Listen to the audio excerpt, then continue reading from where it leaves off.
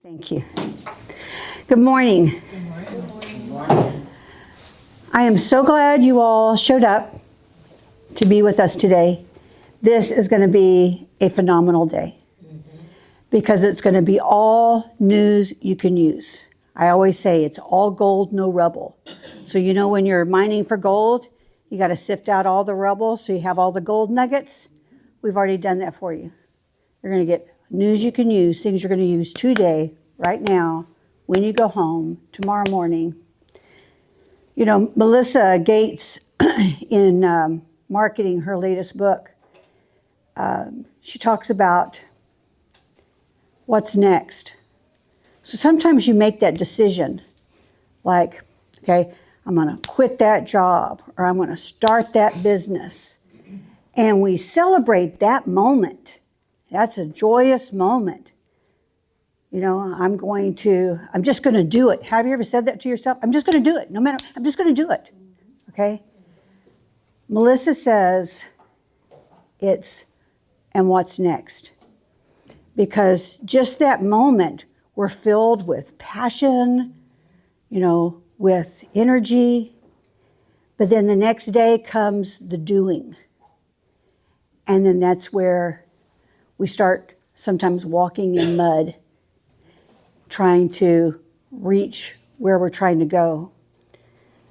So now today we're going to learn from people that have already walked through the mud.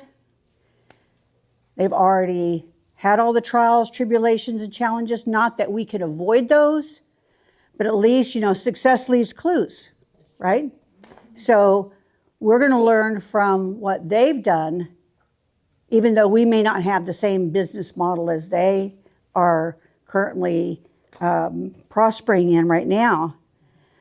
But we're going to learn from their pitfalls. And that is one of the greatest gifts an entrepreneur can give another entrepreneur. Is here's the traps that I fell into, and here's where you can maybe step aside that. Not to say you don't step in your own challenge that's, you know, aligned in your business. So one of our first speakers is Rachel Marie Jelks. So this introduction is going to take a little bit because she's a lot. And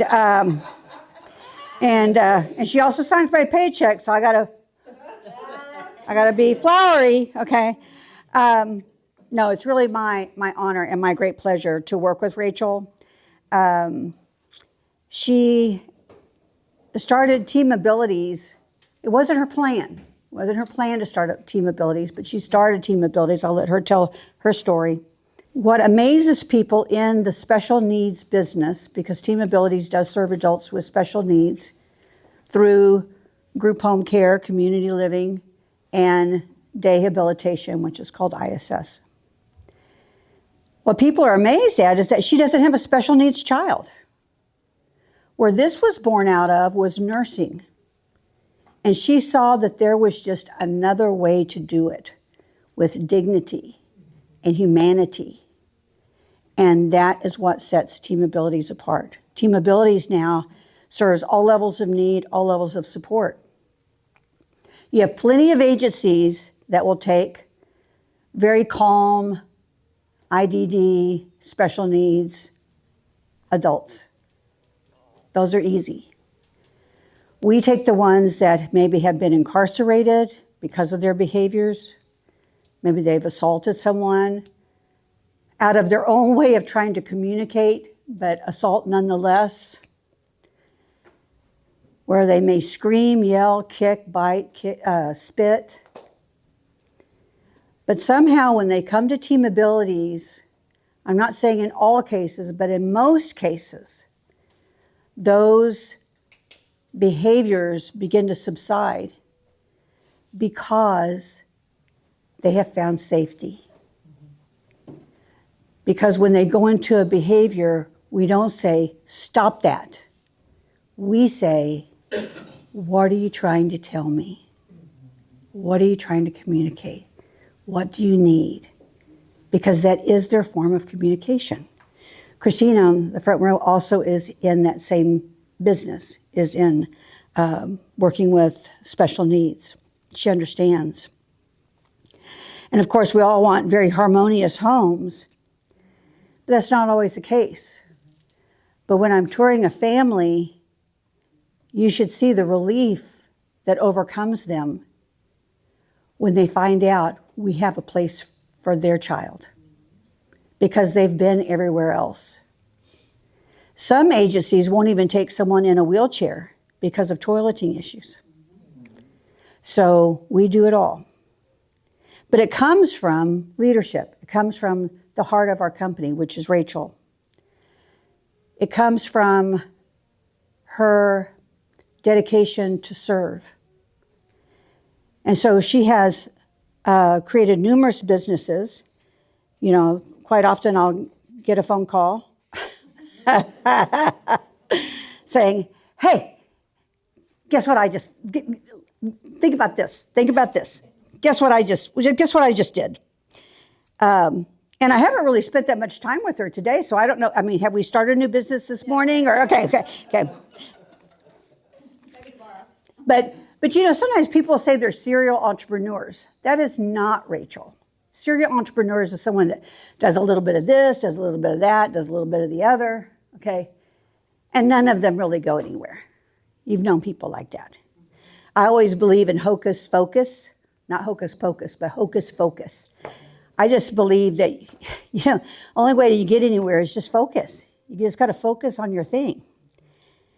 But Rachel has an amazing ability to manifest different vertical and horizontal markets for herself and for the agency. And then she surrounds herself with people that can help make her dreams come true. So Team Abilities was started in 2010, and it has been quite the evolution because like right now we're in a government shutdown. So those things affect us. What the government does affects us and then trickles down to our team members. So it's a lot of trials and tribulations. A lot of agencies are going under, just closing their doors because they can no longer meet the needs as they are posed to all the different agencies. Somebody, this might be true in your industry, somebody in an office in Washington is making decisions about somebody in a group home in Spring, okay? They don't have any idea, okay? But we work with it, and we do well with that. One of the areas that Rachel saw was causing an issue in Team Abilities and just decided, you know what, I could do that, was pharmacies, working with various pharmacies and working with workers in various pharmacies. Well, you know, if a medication doesn't come in, okay, and you're working in a pharmacy, I'm not talking about the pharmacists, but I'm talking about the helpers, you know, hey, it's time for me to go. You know, I'm clocking out. But that happens to be seizure medication for someone in one of our community homes. So it can't be an, oh, well, we'll do it tomorrow. So Rachel then started Abilities RX, which is our own pharmacy. And it has been a project. It is not for the faint of heart. But she's done it. And we are literally weeks away from opening the doors on Abilities RX.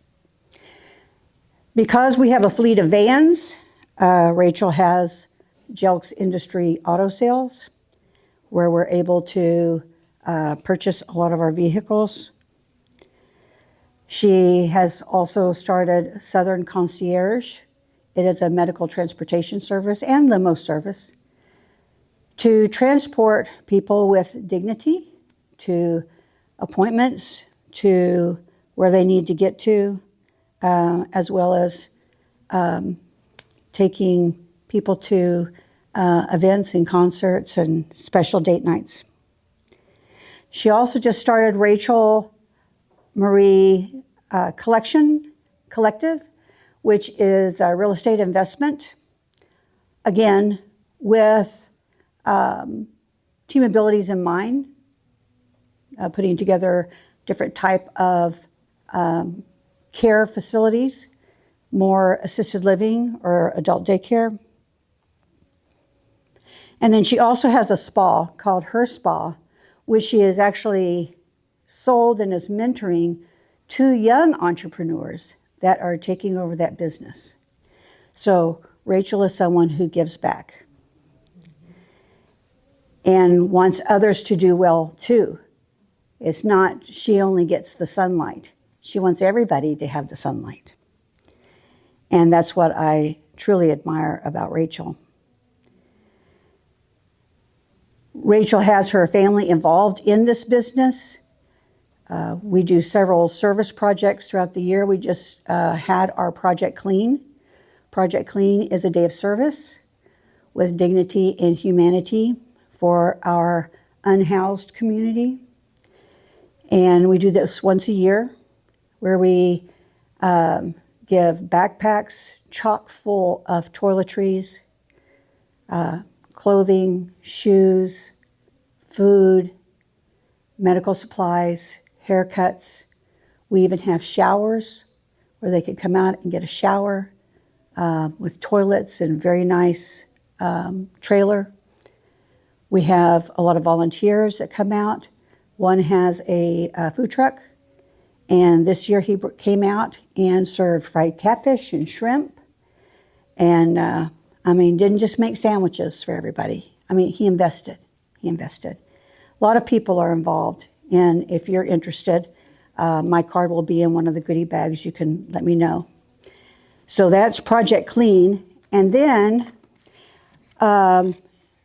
Rachel has a young daughter, 6, Emma. Emma is involved in beauty pageants. She is currently the reigning Miss Black Entrepreneur of 2025. Okay? Okay. And I do mean she is an entrepreneur, okay?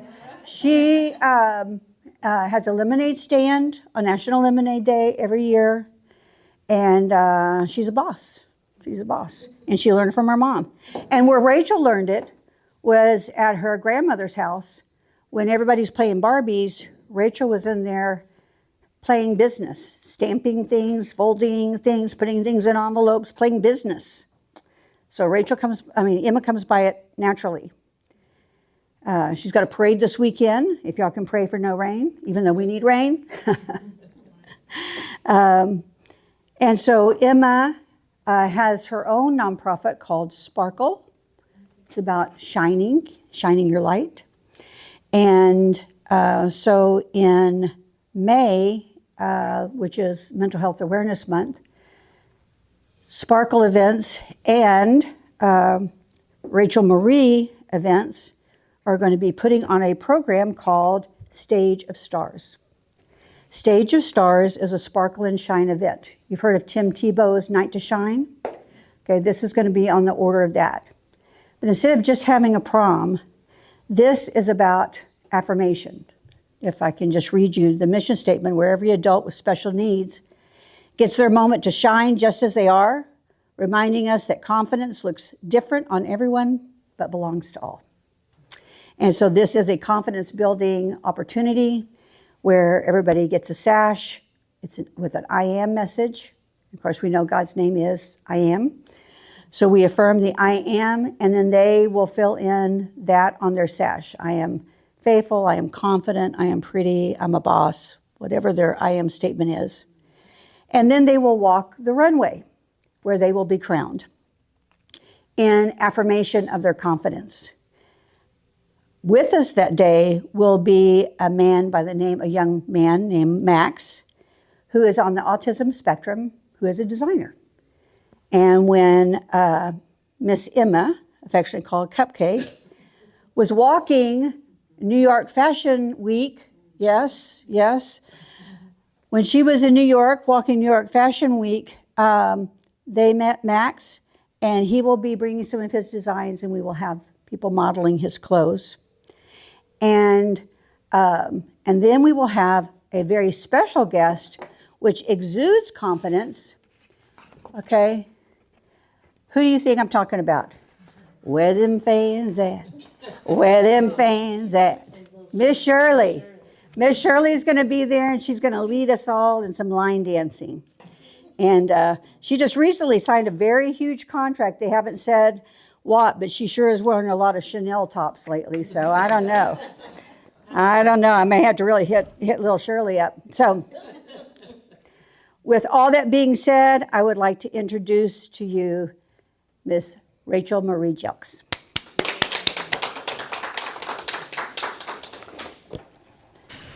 So good morning, everybody, again. I'm Rachel Jelks, and I thank y'all all for taking time out of y'all's day and coming to see us and hear us and all the other speakers that are going to be speaking today also. So I guess my PowerPoint is here, and we're just going to talk about how I started Team Abilities, or have really started all my businesses. I have done a little bit of everything. When I was 8, my dad had me selling fruit down the street with a wagon. So I always used to be like, why did my dad have me doing this? But now I know why. So like we lived in Spring, and we're Mexican. So we would go down to the market on Airline and buy fruit. And my dad would have me put it in a wagon and walk down the streets of Spring asking people if they want to buy fresh fruit. So that was my first sales job right there at 8. And I think that just began my whole entrepreneurship plan, because this is what I started to do. And so 8, I was selling fruit. I've also have sold alarms. I've sold Mary Kay. I have sold just all kinds of stuff. So to get me to where I am today. So again, I probably have had 15, 20 DBAs. I've had LLCs. I've had a little bit of everything. But when I created in 2010, I'll start with my story about how I started Team Abilities. So in 2008, I was working for a company in 2008. I saw an ad in a green sheet and for a company called, yes. Saw an ad in a green sheet for a company called Educare. And it said I had just got I had my nursing license. I was like, okay, I just got to figure out what I want to do now with my nursing license. So they had an ad. They work with people with developmental disabilities. So I was like, okay, let me see what this is about. So I went and got it, started working for them. I stayed there for about a year. And they have like this huge 10,000 square foot building. And then there was their corporate office. And then in the back was their workshop. They called it a workshop. And they had they had maybe 200-300 people in there in their day program, all the people with special needs. But they just sat there at the table all day long. They didn't move. They had to ask to go to the bathroom. They had to ask to do anything. There was no outside area. It was just sitting at a table. So I was finding myself hanging out more out there with them, not being in my office. I was out there. So that's where I fell in love with the population. So I was like, you know what? I think I want to do this. I'm going to open my own day program because they're so bored in here. I know I can put something together. They'll have fun, field trips. We're going to create businesses. They can have their own business. So that was my business plan. So I started trying to open up my own day program. And I think, I had 3 of them. They all failed. They didn't work. So I think that 4th one finally stuck. I had one. At this point, I was, so I was a single mom. I had 3 kids. Actually, y'all met Jordan. Jordan I had right after high school. I had Jordan at 17. Graduated high school, pregnant. Had her 2 weeks after. So had her, and then I had my son. I had my son at 21. Then his dad, different dad. His dad was murdered in 2000 when he was 2. So here I am, a single again. Just doing a little backtracking. So then I had found another relationship, and I had my 3rd child, which is my DJ. Again, that didn't work out. So now I have 3 kids, and single mom, and my mom. My mom was involved with my life at that time. And so I was working now. I was working in the prison system. I left that job. Well, actually, I got fired from the job because they found out that I was opening up day programs. So technically I got fired. But what they didn't know is I was trying to open up day programs. I didn't know I knew about the group homes, but that was not in my plan. No group homes were in the plan at all. So so they fired me and said, oh, you got a contract with the state of Texas. You're fixing to steal all our people. We don't know what your plans are. So they let me go. So then I got a job in the prison system, just working for a staffing agency. And then I said, I'm going to go finally do another day program. This is it. We got to do this. So I opened up one. It was going good. And then I got a phone call that, hey, this person that attends your day program, they just busted out all the windows at their house. So do you have a group home? And I'm like, no, but I'll get one. So I thought about it. I called him back. I was like, yes, okay, yes, I have one, and give me 2 weeks. So they gave me 2 weeks to get a house, and I got a house. I borrowed the money to rent the house. And then, again, because I'm working in a prison, I got 3 kids. Me and my mom are sharing a car. So borrowed $1,000, and rented a house. Actually, my mom went and moved into the house. She went and did a live-in with the new client. That was my first client in 2010. Moved her in, and that was the start of, it was actually called Team HCS back then. And then my day program was called Different Abilities. And then we just put the two together. So now we're Team Abilities. But it was Team HCS, and it was Different Abilities, and then I just put them all together. We came up with Team Abilities. So that was my first client in 2010, our first group home. We had our day program going, and now we are at 20 group homes. We have a host home program, and we have a day program. So that was kind of the start of Team Abilities. So I hope, Donna, I'm on track here. Let me see. So again, with being said, of having, single mom, all these children, still, but I've always hustled. I've always figured out a way to make some money. Some kind of way we're going to figure it out. I know Oprah said there's no plan B, and that's how she was able to be successful, but I have plan B, C, D, E, F, and G. So in my plan, it's going to be something I'll be like, okay, well, that didn't work. We're going to the next thing. But my thing is, I never gave up. I'm going to figure out a plan. I'm going to figure out to make it work, do better. So I do have plans. I have A, B, C, D, F, and G, and then we're going to figure it out.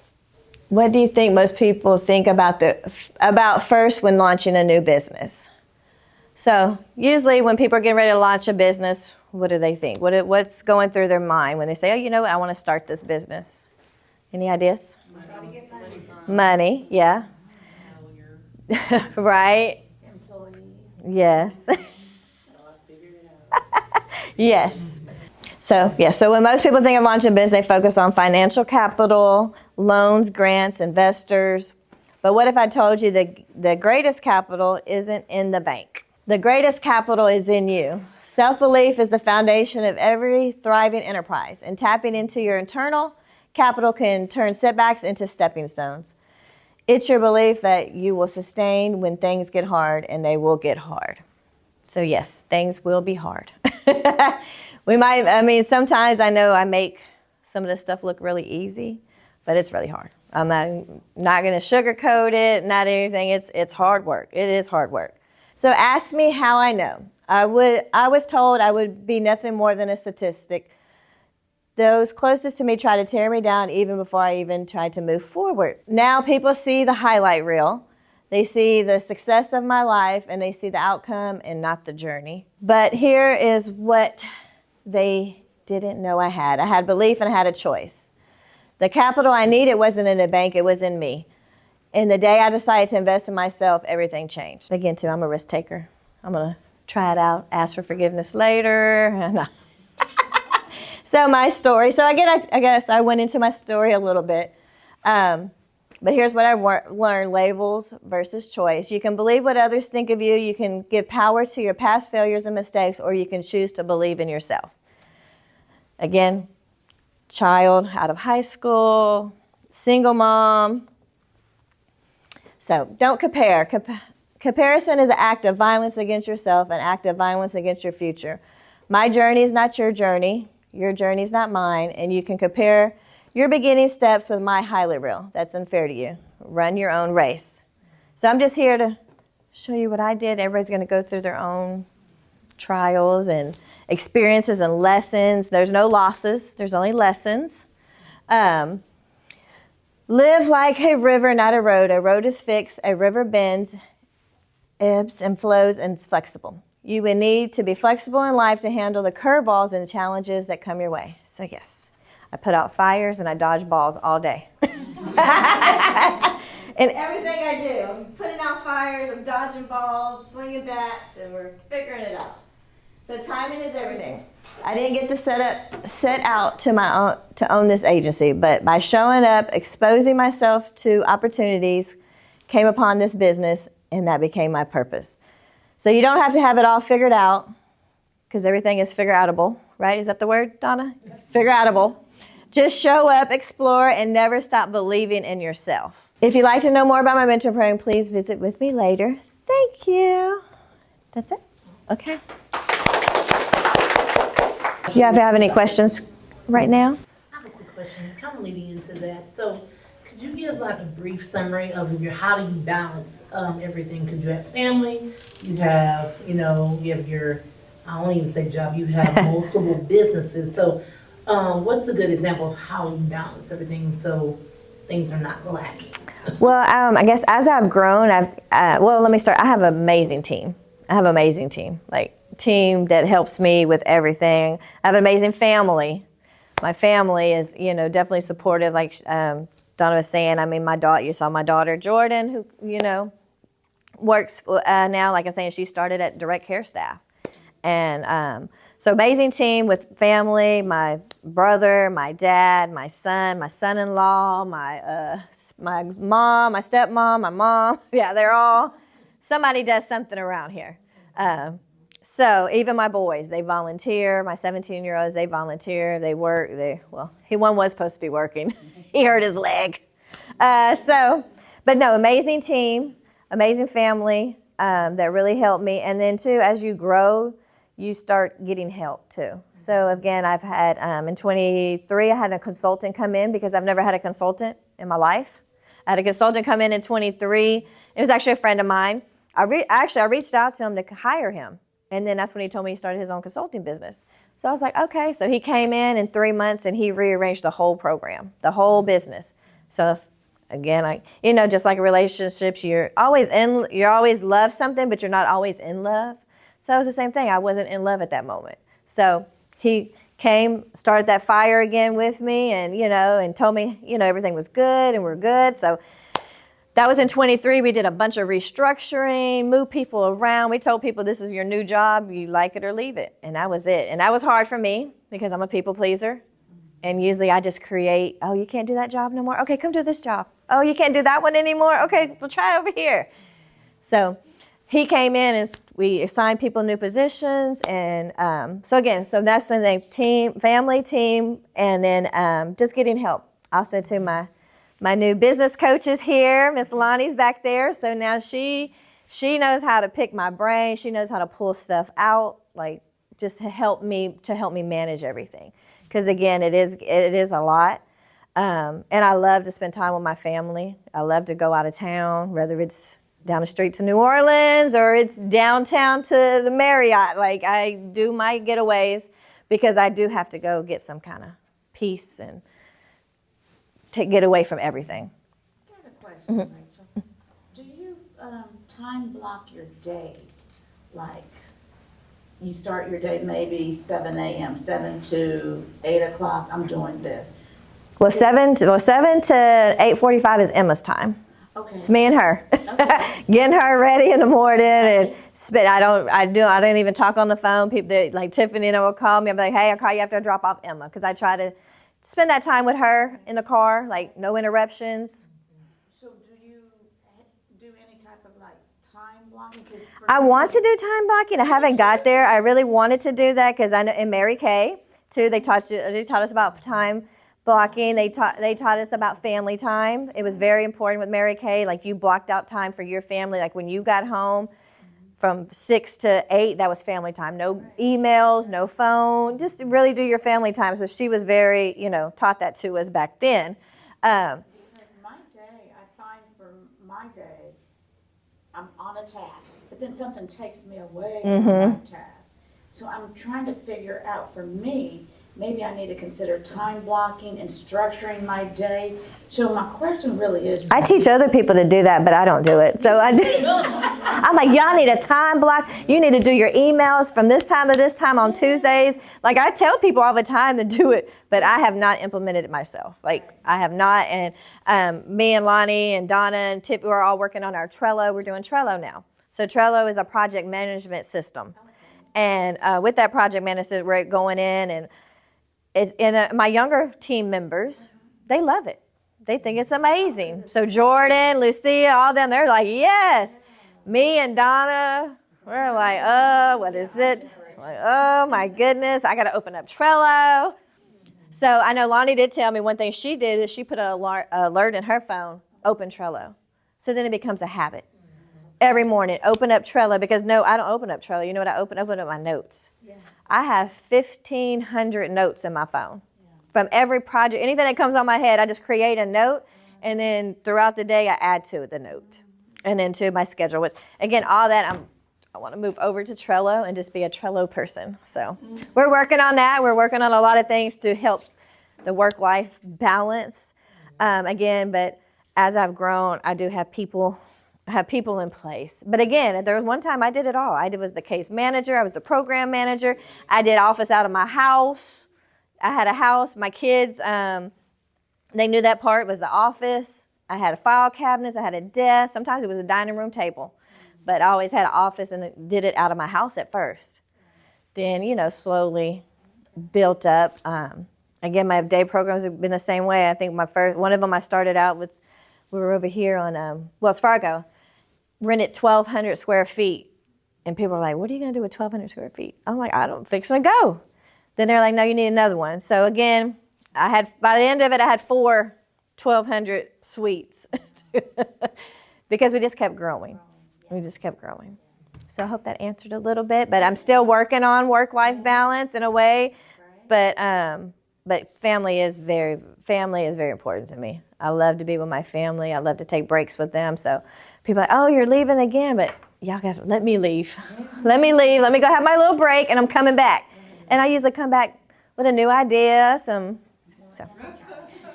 Did you have another question? Any more? Okay. And later on, we have our panel with all of our speakers. I'm sure that Lonnie will be able to share a lot on like the time blocking, okay? But you also have to kind of know your personality too. So I know for me, I tried the time blocking, but I just know when that phone call comes in, I'm just going to answer it. Because if I have to leave it to then get a message and then listen to that message and then try and handle that, I just handle it all as it comes in. Because we had an email at 5 o'clock yesterday from Tri-County. We got a person looking for a group home. So do we wait till tomorrow? Nope. Donna got on the email and replied right back to him. So sometimes, get phone calls, emails, and that's my thing too. I've been trying not to check my emails all day, but it's a habit. Like, I literally just click it, and there we go. See all the emails. And again, my daughter's handling business. Donna's handling business. I don't even have to be involved, in it, but it's just what I've been doing for so long. I check emails all day long, and so.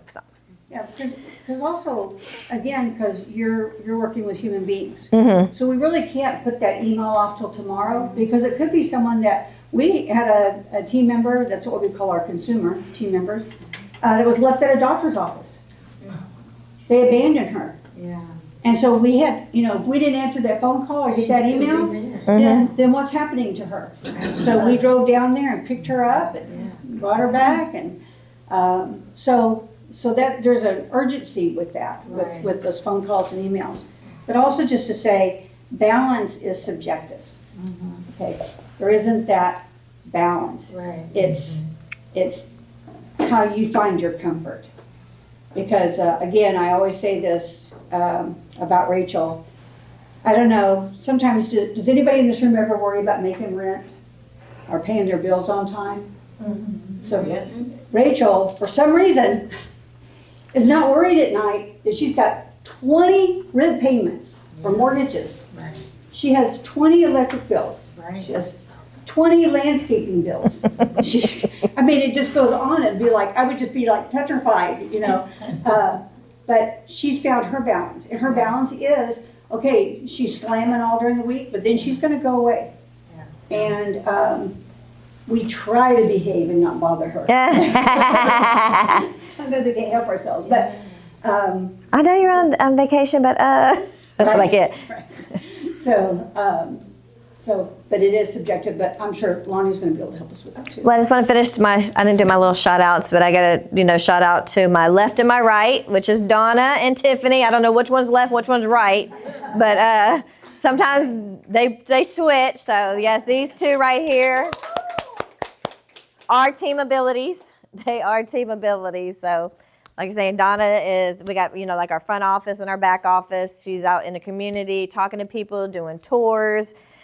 She was way out she was in Houston, and she calls me like, I'm coming back in town. She was in Houston, guys, Houston. But I know I do the same thing because that's outside of my circle. But yep, and then Tiffany's back here in the back. She runs all the group homes or their community living homes, all the staff. So when people are coming to me at the conference, I just went to like, what do you do about staff? I'm like, I don't have that issue a lot. Thank you, Jesus. Thank you, Jesus. But this right here, Tiffany, is why I don't have to deal with a lot of staff. I mean, of course, it comes with the territory. We do have a high turnover rate, but I have a lot of people that have been with me and have stayed with me and are still here, and they grow with us. I mean, even Tiffany came to my Wells Fargo Day Have direct care staff. Now she's like underneath me. She runs the show. So we give growth. My daughter, she did the group home. She went to ISS. She's been ISS supervisor. And then everybody kept asking me, well, when is Jordan coming to work in office? Because, that's everybody wants to come work in the office. And I was like, I'm waiting on her. I'm waiting on her to tell me. So she came up to me, I guess it's been like a year and a half, and said, I'm ready to come to the office. And has took off, and now she's running the show, she's running the show in the office. So Tiffany's in the houses in ISS, Jordan's in the office running all that stuff. She has a whole team of people under her that run the show for her, and then Donna's out in the community, and Donna's just wherever we need to be. She's my Olivia Pope. So I got issues. I'm like, Donna, the mom keeps calling me. Call her, Donna, please. So again, no, our team members are amazing. So, and then too, one more, that's them, my kids. Like I say, my son works for me. My two boys, I have two 17-year-olds. They're in high school. They're seniors this year. And my husband, I got to talk about him. So, Mr. Eugene Jelks. We met when I was 12. I was 12 years old. He was actually 16. He gets mad when I tell people this story. He's like, I could have went to jail. I said, we were both teenagers. I was getting ready to turn 13, and he was 16. We met in spring. Me and my fast self. I went to a high school football party, and that's where I met him. I seen him, and I tried to talk to him, and he's all with the high school people, and here I am, this girl. He actually tried to talk to my best friend. So I always tease him now. I'm like, I'm going to send you with her. Keep acting up. I'm sending you to New York to go be with Mimi. He's like, no, don't do it. So anyway, so it's so funny. So that night, he walked me home from the football party, and then come to find out he was friends with my cousin. I was raised in a house with my Mexican grandma. I had a white grandpa. And I had me and my sister were white and Mexican, and I had 3 black and Mexican cousins. So we looked like a foster care home. But we were all family. So he walked me to the house. He said, oh, this is Shuggie's house. That's my cousin's name, Shuggie. I was like, so they knew each other. So then that was it. We were inseparable after that. He chose to make some other life choices, and you know, we kept always stayed in contact or whatever. And then we married in 2011. So got back, we've always kept in contact with each other. Got married in 2011. And then we had Emma in 2019. Yeah, she was born in 19. Yeah, 2019. But he is an amazing husband. He is my cheerleader. If I say right now, I want to go sell rocks right there, those rocks right there. He's going to be with me. You know what I mean? He's going to support whatever I do, which sometimes is not always good because he just lets me do whatever. But he always, like Lonnie, he picks my brain. He's like, Rachel, did you do this? Did you do this? Did you think about this? He does things like that. So he really lets me make my own decision, but he's, you know, putting his input in. And then he's just, okay, let's go. What are we doing now? So, but I had to give his little shout out to him. So, but thank y'all, and I guess we'll have some more questions at the end. Thank you.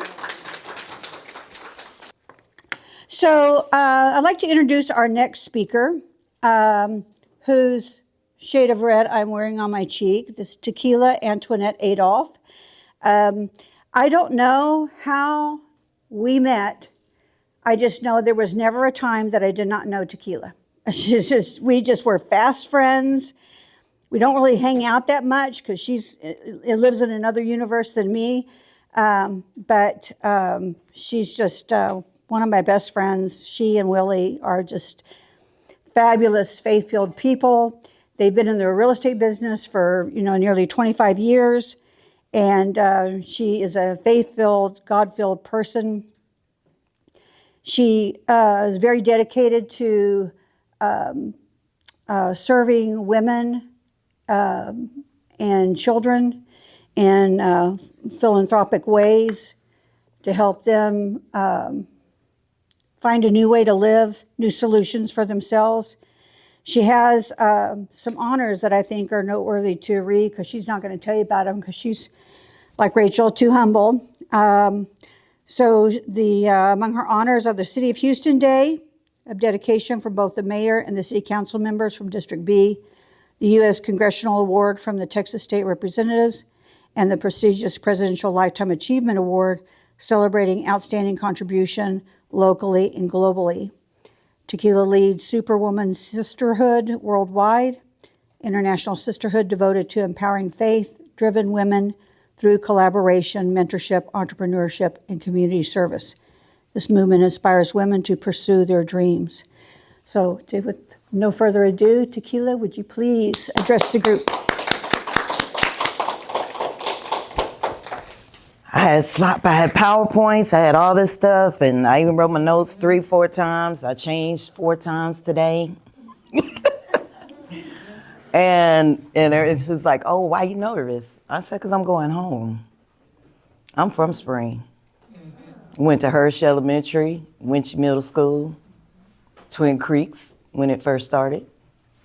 I grew up, I know about Old Town Spring, Winchie. I remember waiting by the railroad trucks. I mean, the train used to go through before we could go to middle school. We had to wait. So I grew up right down the street off Aldine Westfield in Timber Lane. My parents still live in Cypresswood here in Spring. So it means a lot to me because I'm just letting women know that you could do this too and that you're not alone. And to hear Rachel's story, oh my God, that's what I forgot to do. I was nervous. So I see it. Thank you, baby. I do the Superwoman Awards. And on my birthday, I celebrate each woman for the amount of my years. Last year, I celebrated 53 women, gave them Superwoman Awards. We was all in a banquet in a conference. And this is for you, Superwoman. You're welcome. Before I forget, because I heard her story, I was like, dang, that was just a thank you for having me here. But now it really means something by hearing your story.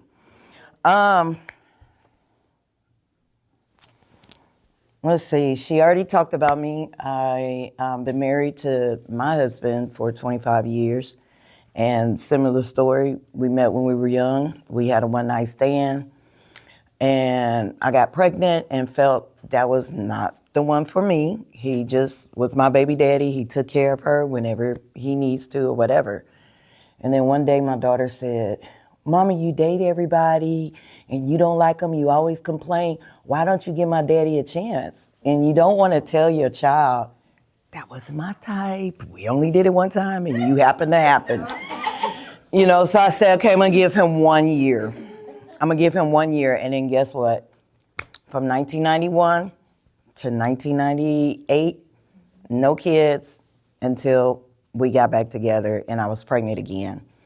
So in 99, it was the last week in December, and I said, okay, now I got 2 bastard children from the same man.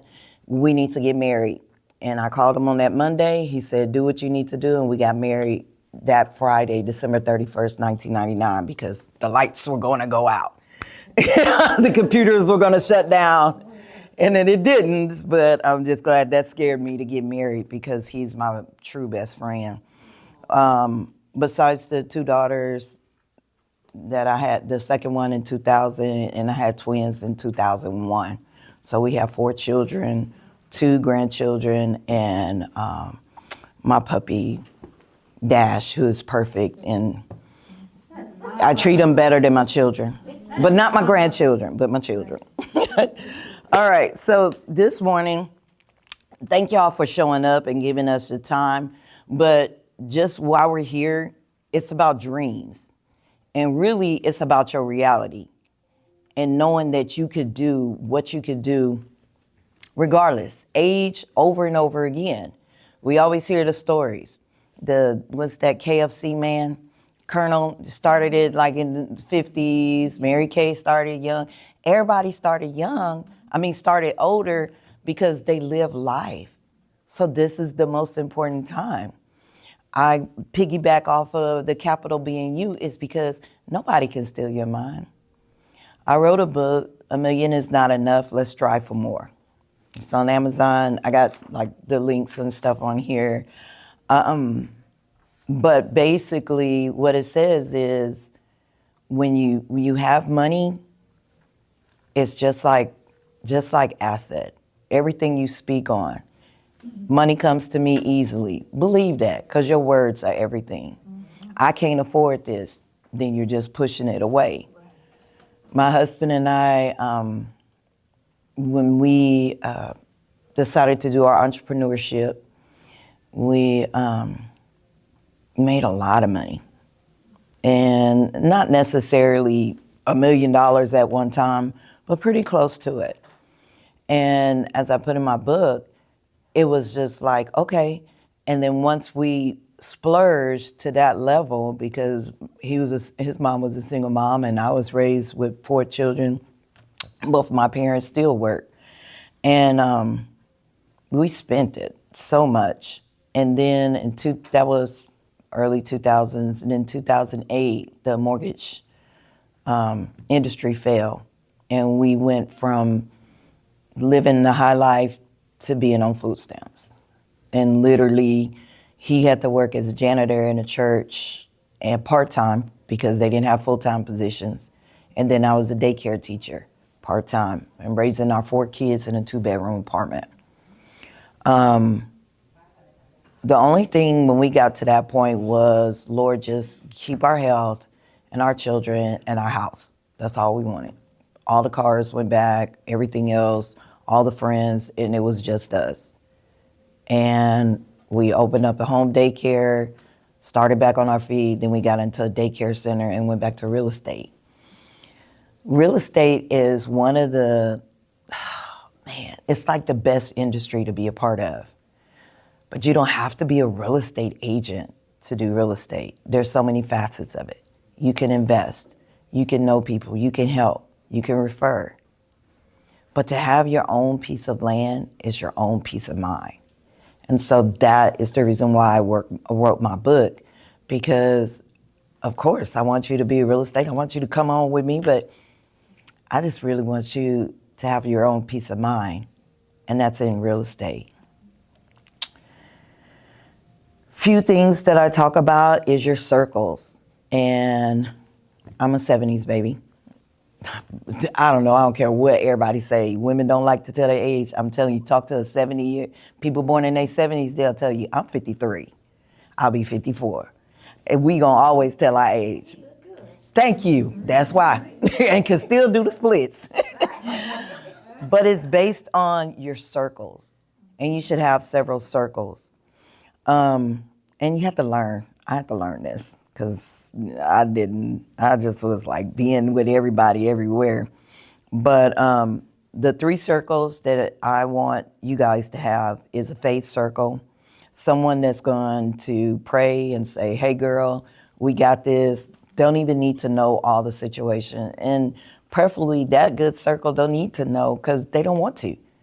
They just know that God got you and they just sending a little extra prayer and helping you in that. A focus circle, and that's that group of sisters and people that say, hey, didn't you say you was going to write a book? Didn't you say you was going to go to the gym? Come on, let's go to the gym. Come on, let's do this. Let's follow up. Those kind of sisters. And then the last group is your finance sisters. And some people can be in both groups, but typically they just about business. They just about business. And it's okay. Just like how Donna said, I don't talk to her every day, but she just called to say, hey, I need you here, and I showed up. It's about business, not necessarily money. It's just about taking care of knowing what you're supposed to do, your purpose. So those are the 3 circles. What else I wanted to talk about? I already talked about real estate. Just really, just consider it. Just think about, okay, I don't want to be in real estate, but what can I do to acquire real estate? How can I build wealth for my family? A lot of the investments that you can do, again, you don't have to get a license. But if you find this is something that you want to do and it's your purpose, because real estate is hard. It is hard. And I would like to say that we had a plan B. We didn't want no plan B. We wanted to go all in. But we also have 8 streams of income. So what Donna didn't say is, along with me being a real estate broker, I'm also a life insurance agent. I'm a prepaid legal associate. I'm a travel agent. And I got my husband to be a travel agent, which he ain't doing nothing, but I do everything so we could travel together. I'm a notary. I'm a lifestyle mentor coach. I used to be a fitness instructor, and I like to eat too much. It's a whole lot of other stuff that I could do to make money, but I just know that because of my personal, of how we fell back and how we were homeless, that our purpose is to help everybody and to say, look at us. We just like you. Come on, you can do it. Or I'm not going to be the one to talk to you like you're dumb. I'm going to say, hey, this is what it is. This is what you need to do. Now let's put a plan into place. And every year with the Adolph Group, we have an appreciation cruise. With all of our clients, our employees, we actually pay for some of our employees if they hit their goal.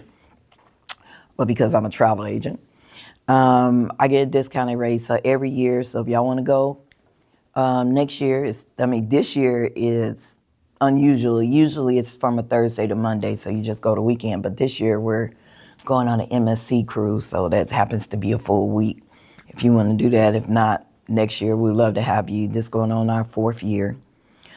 3rd year. Superwoman Awards. And like I said, I grew up in Spring. And back in the 80s, Spring was different. And what I mean by different is to every classroom, there was maybe 1.5 black in all of the classes. And 1.5 black means that some of the class didn't even have a black person in there. They had somebody who portrayed that. And so it was very difficult to either, if I didn't grow up in Old Town Spring, you didn't kind of fit in, because if you grew up on the other side of town, you were considered not the cool kid or Oreo or whatever. So I was not the cool kid. And I grew up with life, and I think that's what drives my doing stuff no matter what. I don't care. I'm doing it. I'm taking care. I'm doing this. Because I always, wanted to fit in, and I couldn't. So I created the Superwoman Sisters worldwide, because I wanted everybody to join. I didn't care what you look like. I didn't care what color you were. I didn't care what part of society you were, as long as you were a woman and you felt that you deserved more. So I've always celebrated women on my birthday, which is in March. And this past year, I said, you know what, I'm gonna make it official. I'm gonna actually, along with my women's conference and brunch, I'm gonna say, dress in red, we're gonna celebrate you. And to God be the glory, that was decided on in February, and we had 48 women show up with their family in red being celebrated. And then that's when I have March 1st was dedicated as Tequila Adolf Day. So every year now, I'm going to put it out there for you to nominate that person, and then, come celebrate them. And it could be anybody. You don't have to give money away. You don't have to have a job. You could just be a housewife and just be a superwoman, because a superwoman is someone who woke up and still decided to be a woman and not give up, and still decide to help others. So I wanted to talk about having, and a lot of people, they just always hear about, everybody's talking about emotional support animals. And like I said, being in a place where me and my husband was, and because I've done a lot of stuff that, I see a crazy doctor because I got so much stuff going on inside of me. But I have an emotional support animal. And whether it's a dog or a horse, a goat, a cat, or whatever, I encourage women to have an emotional support animal. And that's basically something that's always loves you every time you walk through the door, who is just there, and my dog is everything to me. So just don't take it lightly when people say they have an emotional support animal, because you never know what they're going through. And that animal could be the reason that they wake up. They could be the reason why they're pushing and helping others, because somebody is just giving this unconditional support to you. And I have a husband and I have kids, but there's just nothing like my dog. Superwoman Worldwide is just, what I created. We have a book club. We meet for conference once a year. I have a women's retreat. And there's just this place in Texas that has purple fields.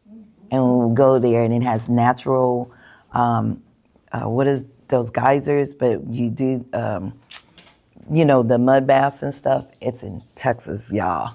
And it's not too far from San Antonio. And we go there. Of course, there's a cost to that one. But it's worth it. And you connect with the sisters, and it's just a free place. No one knows what you do. We don't solicit, so no one will know your job. You just hanging with the girls, and just a refresher for the rest of your year to get you together. And I try to do that in September of each year. And that's it. Just mainly, guys, knowing that you're worth more, that you can achieve more, and you have no limits. That's what I came out here to talk about, is just to encourage you to go out there, try something new. Don't wait or listen to other people, because they're not going to support you, or like people say, they spirit just hate your spirit just because. You got to break from that. Don't worry about being part of events and stuff that no one invites you to, because you're going to get that. Just create your own events. Just do your own thing, because there's so many people, especially in the Houston area, that are just looking to fit in or looking for you to say, it's okay, come on, sis, I'm with you. And that's it. That's all. And you're also an ordained minister.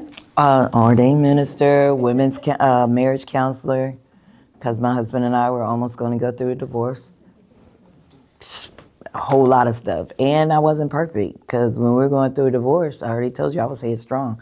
I'm the one that said, I don't want you, I don't want that, I got a boyfriend, we finna divorce. And my husband fought for our marriage and said, no, this is a phase, and he prayed for our family, and we're still together.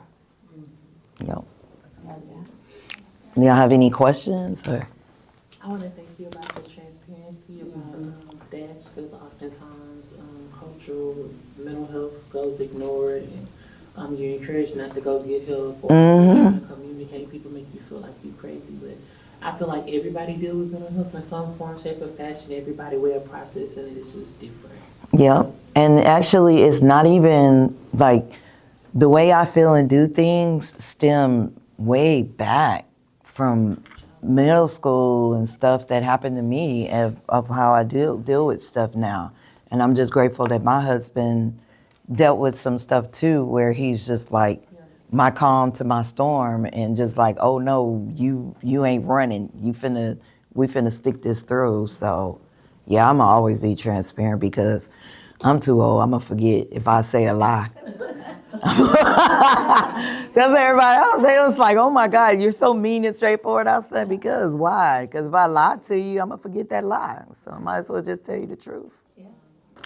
And, it's like she's saying that, you can be the ripest, biggest, juiciest peach in the whole bunch, and there's still going to be somebody there that hates peaches, okay? So you just got to get it straight in your head. That's what Rachel said. You got to have that self-belief.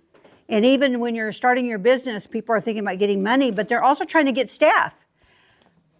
Sometimes it's good if you don't get staff right away, that you take your company 100% and you invest yourself in your company. Because one thing you cannot outsource is your passion and your belief. And so you get into business and you start hiring a lot of people to help you. It's easily to be persuaded and dissuaded on what your mission is and what they think you should be doing. So sometimes it's good to just dig in and just take 100% accountability. Lonnie, you may disagree with that, but just to own it. That's what Rachel had on her coffee cup this morning. She sent me a picture and said, own it. And that's perfect. It's perfect, because that's what today's about. It's about owning your dream. You can't outsource your dream. You can't outsource your passion. You can't outsource your belief. It's for you to do. But the great thing about it is for you to do. We have a lot of faith-filled people in the room, and in fact, the next speaker I'm going to introduce also as an ordained minister. There's a theme running here of very God-filled, faith-filled people, and God has given everybody that thing that is for them to do.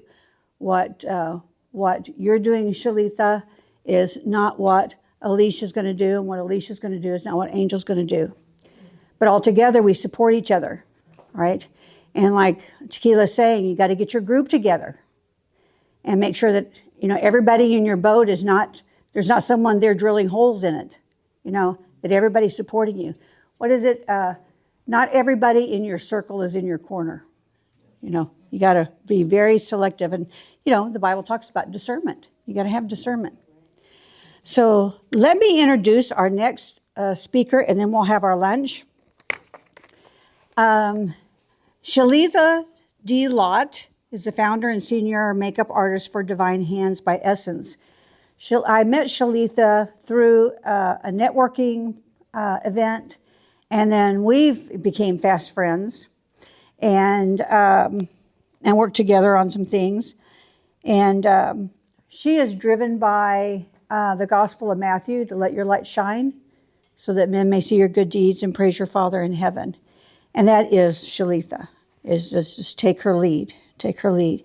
She received her professional training from master makeup artist Elroy McDaniels and Janice Prevost, and the founder of Japri, is that how you say that? Cosmetics? Japri Cosmetics, located in Houston. She's been featured in high fashion magazines and the Miss Houston Plus beauty pageants. She's graduated Prairie View A&M University. Woohoo! All right. And through her reign, she focused on ministering to young teens and women who suffered with issues of self-image by helping them discover their beauty through the eye of their Heavenly Father, Jesus Christ. And again, that goes back into your self-belief. You know, if you don't believe that you can do it, if you don't have your self-belief in check, then I'm not going to say you can't do it, but it's going to be harder than it has to be. So get right with what it is that you're doing, why you're doing it, who you're serving. I've not heard one person so far talk about chasing the dollars. It's all about chasing the dream. And Warren Buffett, T. Boone Pickens talks about, or T. Boone Pickens has passed, but he wrote a book called Your First Billion is the Hardest. And he was an oil tycoon. But they say, be committed to your purpose. Be committed to your purpose, not the dollars. Dollars are going to come and go. You know, it's going to be feast or famine. So be committed to your purpose, because when you're committed to your purpose, that's driving your purpose, our Heavenly Father, is going to help steer the way in those tough times where you may not see a clear way through. In 2012, Shalitha began her journey with Mary Kay Cosmetics. She's a leader in the field with Mary Kay in a leadership position, and she is just an all-around girlfriend. She is always for you and is always going to support you, and just has a loving heart. Please welcome Shalitha Lott. Real quick prayer, and like I said, I have my notes, but just with the atmosphere in the room, I'm going to be obedient, and I'm going to share about me and just share some tidbits that I have found to be very favorable for not just career, but also for my business. And I think they'll be able to bless the entrepreneurs, the female entrepreneurs in the room. So I just want to just start by saying, Father God, I just thank you for this opportunity. I thank Donna for reaching out to me, and I thank God that I accepted this opportunity to speak before your people. I decrease that you may increase. Anoint the words that come out of my mouth, and I pray that everyone here is blessed. Those that may see this video will be blessed also. Order my steps, order my words, and I just thank you for your grace. In the mighty name of Jesus, I pray, amen. So I'm really grateful. Again, Donna, we actually met, like she said, at the WAMTech event that they had back, I think that was like 2016 or 17, one of them. And Donna just has such a welcoming heart, a welcoming spirit. So I just thank God for her and just how we've just stayed connected over the years. And I want to also give reference to my mom that's here. I think about the quote from Abraham Lincoln. I'm just going to paraphrase it. I am who I am because of my mom. Thank God for you. Thank God for you. Big supporter. Just been there with me through thick and thin. As I go to my next slide, I think about what you said, Tequila. Just had all my notes. They're so elegantly put together, and it's kind of like I want to just do this. But I will reference back to them a little bit. Just as Donna said, yes, I do have my business with Mary Kay, and it's just more, they always say it's more than lipstick. It is, because I look at it also as a ministry. There's so many people that I've been able to touch through this, business, through the connections as well. But I'll just talk a little bit about myself. So again, like she said, of course I have my degree in criminal justice, and like was said before, yes, this is my part of town that I grew up in as well. Spring, Texas. I went the other way though. I went to Bama. I grew up on the other side of 45. Started here, Jenkins Elementary, and went to do it for just a little bit. And then my parents broke the news that I had to move. And oh, I was sad because these are some of my friends I grew up with from kindergarten. But I just look at everything, God orders our steps. So went to Bama, graduated from Westfield. Still some of my great friends. Has been almost 30 years of friendship. Went to Prairie View, graduated. So I started working in the field, worked as a probation officer close to 10 years. I just felt led to do something else. I worked in the education field for a little bit. You know, I got the call to come work for the state, and I was like, yes. So I'm working as parole officer. Everything's flowing well, but guess what? Life hit. During the midst of the pandemic, during the midst of all the craziness, you know, I'm an essential worker, and I'm a people person, so I didn't mind going to work. I was excited, mask and all, but guess what? I still was looking cute from here on up. But yeah, I was able to get out the house, and then life hit. This is February 2021. This picture actually was taken by my mom. During the middle of the week of February, just started feeling different. And like I said, this is in my notes, but I just felt that I need to shift just a little bit. So y'all bear with me. Just wasn't feeling my best. I've always been the healthy child. So, yeah, not feeling well. Just, you know, it's already the point of COVID. So if you're not laying on the floor, you know, they don't really want to see you at the hospital. Anyway, fast forward that. I ended up suffering a stroke. The doctors, you know, this is, of course, my mom and sister telling me my dad, we lost him in 2019, February. So it's like when February comes around, it's like almost kind of like a PTSD type of situation because so much has happened in February. But, you know, you have to rebuke the spirit of fear, number one. And so, like I said, this happened. Full left side paralyzed. So every time I take a step, that's another praise report right there. Because again, it was told to me that I had a 50-50 chance of walking again. But again, that was defeated because I'm here today walking strong. And like I said, so this happened. They come to find out because they're looking at the records like she's 36. How is she having a stroke? How is this going on? And it was said that, oh, we found out that she has lupus. And I'm kind of like, what is that? I mean, I heard of an aunt having that, but what is that? So long story short, again, I would say how this relates to a point for entrepreneurs today is you have to have a made up mind because the doctors told me that you have a 50-50 chance to walk again. And I'm in my mind saying, no, this is not going to happen. I'm too young. This is not what my story is going to be. And so, yes, those that, what do they call it? The emotional cycle. I went through that. I went through the anger. Why did this happen? Angry with God. I'll just say that too. Why did this happen? This is not what I'm supposed to be going through. I was thriving in my career, working. This is not me. You know, you went through the emotional part of being sad, feeling sorry for yourself. And sometimes this cycle would happen within an hour, multiple times. But it was the beginning of April, maybe mid-April, when I was, of course, at a physical therapy facility in Conroe. Shout out to Nexus. But I was there, and oh, I was not that patient. I know Rachel said she was a nurse. I was probably the one you wouldn't want to see. I was mad. What you talking about? I'm not doing all of this.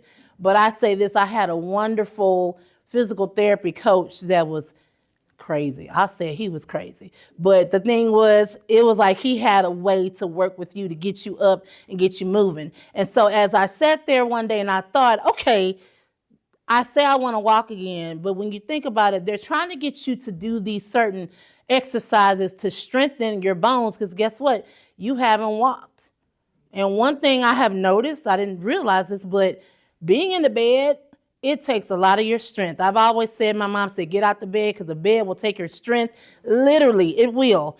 But fast forward, end of April, I was able to physically stand up. Probably around mid-May or so, I was able to take my first steps on the walker, and it just got better and better from that. But all that goes to say, number one, you have to have a made-up mind. You have to have a made-up mind in your business. It ties back to that. You have to have a made-up mind. You have to say, okay, that this business is going to be successful. Like it's been said before, you have to believe in yourself. I'll always say with business owners, it's kind of like we're a little off. We're a little off because the thing is, it's some people say, well, I want to start the business, after my children graduate high school. I want to start the business after my kids, graduate from college. I want to start the business. Guess what? If you keep saying, I want to wait, guess what? You're going to be older, because I like to use that word gracefully. You're going to be older, and it may be a point where you physically can't do it. That made me change my mindset about a lot, because that could have been the end for me. Think about that. Time is not promised to anyone. I think about the years, that was 2001, because I say our family has been through a lot. 2001, my little sister passed away at the age of 11. Life is not promised. So I share that to say, get out of that comfort zone of fear, because fear will hold you. Fear is a very dangerous thing. Fear will grip you, literally. So I say, look at the cost. You have to look at the cost. Like, okay, if I start the business, this could happen, this could happen. You have to make up in your mind that, there may be some rough days. I'm sure Rachel knows that.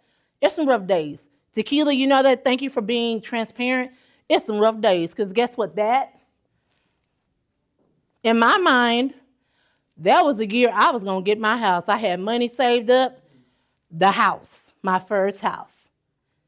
Thank God that I was wise and I, balanced that money, had that money put away, because this happened. And in that year, again, life happened. I lost my car. I went to the place where I didn't have my apartment anymore. It's like I had to literally depend on people to help me do everything. Very embarrassing when somebody has to wipe you off. But I had a made up mind that I was going to come out of this. So there are some times that you may go through those ups and downs, but you have to keep your eyes on the goal. How bad do you want it? How bad do you want it? Because it's not going to be easy. And as I mentioned before, your family may look at you real crazy. Your spouse or your partner may look at you very crazy. But you know that you have the goal. You have this in your mind. This is going to be the way that you're going to be successful. And you have to have a plan too. You have to have a plan. I know it was mentioned about the weekly plan sheet. That is definitely something big in Mary Kay. But also that flows into your regular life. You do have to have a plan. Because I can say one thing, time will get away from you, especially if you're working a full-time job. You have to have that time blocked off for your business. It may be 30 minutes, it may be an hour, but you have to have that time that you dedicate to your business. Again, people may not understand, and I would say this, it's a good thing that you communicate with your spouse, even with your children. I may not be able to go here today. Sometimes it's a hard sacrifice because you may want to go have fun, but think about your business. That's going to be an hour that you could have used for doing your calls. That may be an hour that you could have went out and met new people. I know for my business, it's about meeting the new. Or that may be a time that you do research. Because if you're building a business from scratch, I'm sure, Rachel, you have to do some research. If you're looking to get grants, you got to research. You got to write the grant. So you have to think about that. Or way the economy is now, you may have a second job. So you really have to have, your time or your schedule mapped out, because time flies so much. You look up, it's already now, it's almost noon. And I'm like, we just woke up. So that's something you really have to do as far as dedicating to your business. It may be some time too that you're up past midnight, but you still got to set that alarm clock for 5. And then you have to think about it for those who have children. You really got to have a tight schedule. Because like she said again, Rachel says she dedicates that time to her daughter, because you don't want to neglect your family. Yeah, it's going to be some times where you're going to have to you might have to really crunch in on that time. But then you don't want to lose them as well, especially with your spouse. You don't want to make them feel like they're last. I know, again, with something with Mary Kay, it's always faith first, family second, career third. That's the way that it goes with that. Meaning, of course, you want to make sure, of course, God is number one, but you also want to make sure that you dedicate time to your family, because if you think about it, you're doing it for your family, right? So you have to have your goals. What are your goals? And then one thing I would say, what is your why?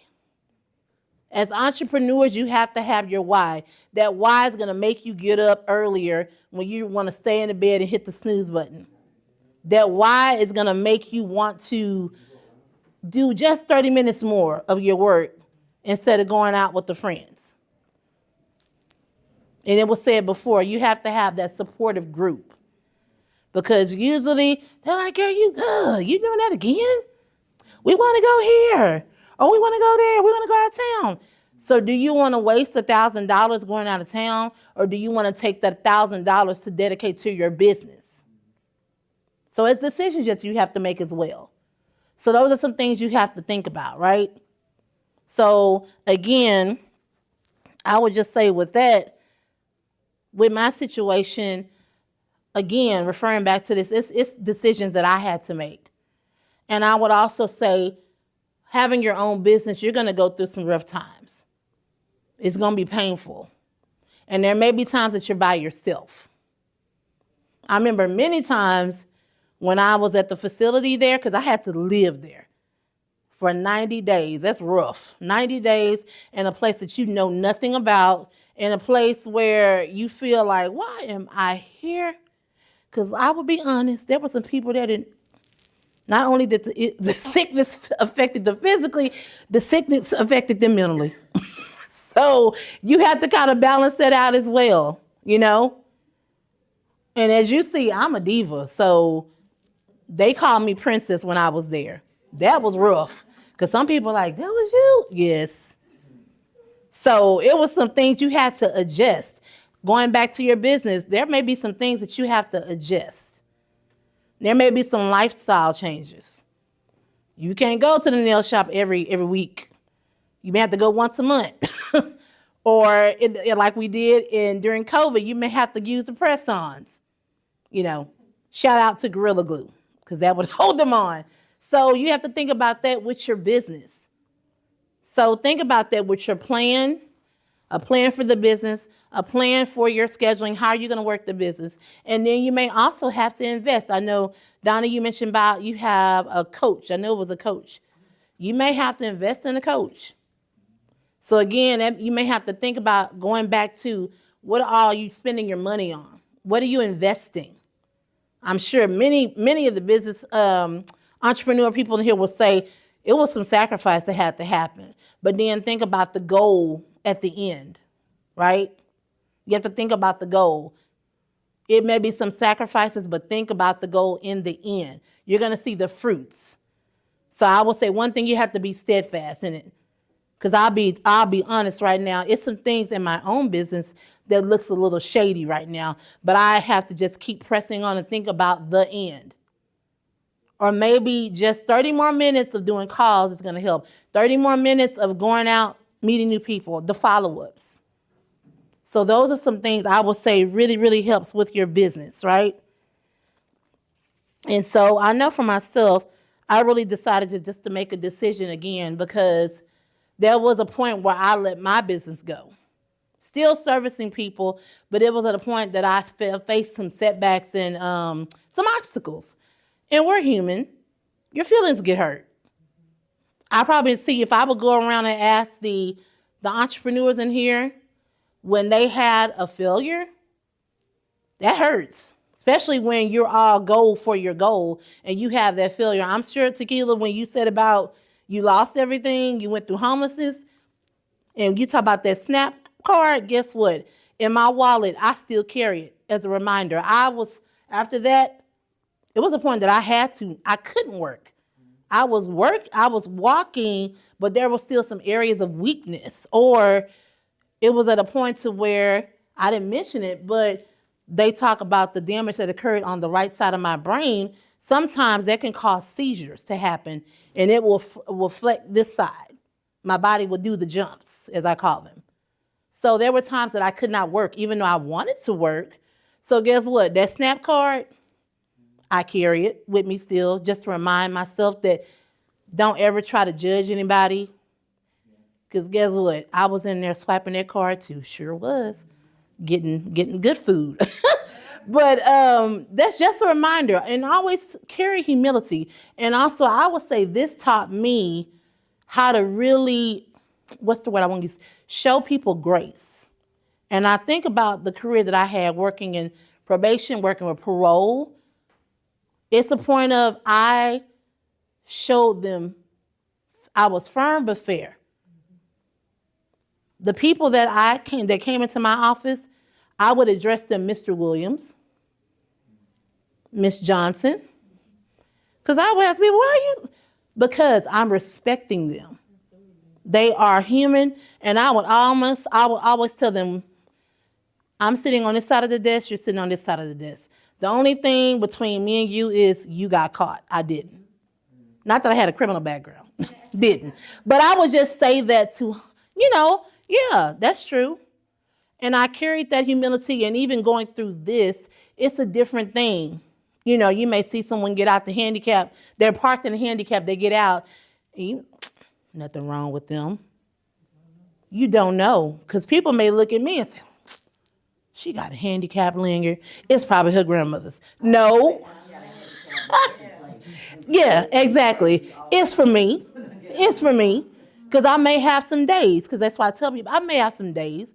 Even though I always say I was diagnosed. I don't say I have. I was diagnosed with lupus. I'm not claiming that. Because I'm believing that my healing is going to come. But there's some times when I might be fatigued. And so that's one thing I would say in your business, give yourself grace. If a child gets sick, if your husband may have to travel, adjust the business, adjust it. Maybe that day, maybe Tuesday, you can't work or you can't do anything. You can text, or maybe that day you can't do anything. Give yourself grace. That's a pointer that I would say. Give yourself grace. You never know. Things happen, I like when Rachel said, sometimes travel. You may can't go out of the country, but go to Cold Stone, get you a little ice cream. Just relax. Go to Starbucks, get you a nice frappe latte, they fancy. And sit out on the porch. Again, just a break. Or maybe just go outside and sit in your car, but just give yourself a mind rest. Because I would say as entrepreneurs, what it was 10 years ago is not what we're dealing with today. It's a whole big different ball game. Because again, just people have to manage their money. So maybe they can't invest in you right now. Or you're dealing with the banks, you're dealing with different things. So you have to see the climate of what's going on. And you may have to adjust some things. So I would say that as well. I know for me, I would say with my business, I definitely love the 6 pointers of why people choose to start a business with Mary Kay. And I always say that this flows back to even your own business. Definitely the flexibility. I like the flexibility because I can work this business here. I can work it at work. If I travel out of state, I can work it as long as I have Wi-Fi and my computer, I can work it. Or your phone. Your phone is a computer as well. Definitely what got my attention is the tax write-offs, the tax deductions, as well as the discount. Because as was mentioned before, I started a makeup business back in 2012. Actually, no, I'm sorry, 2009. So when it was brought up that you can get products for 50% off, that's a good deal. I like that. I like, that's good.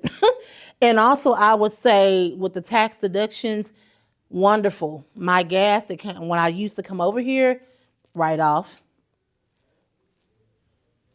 If I decide to go buy some dinner or whatever, write off.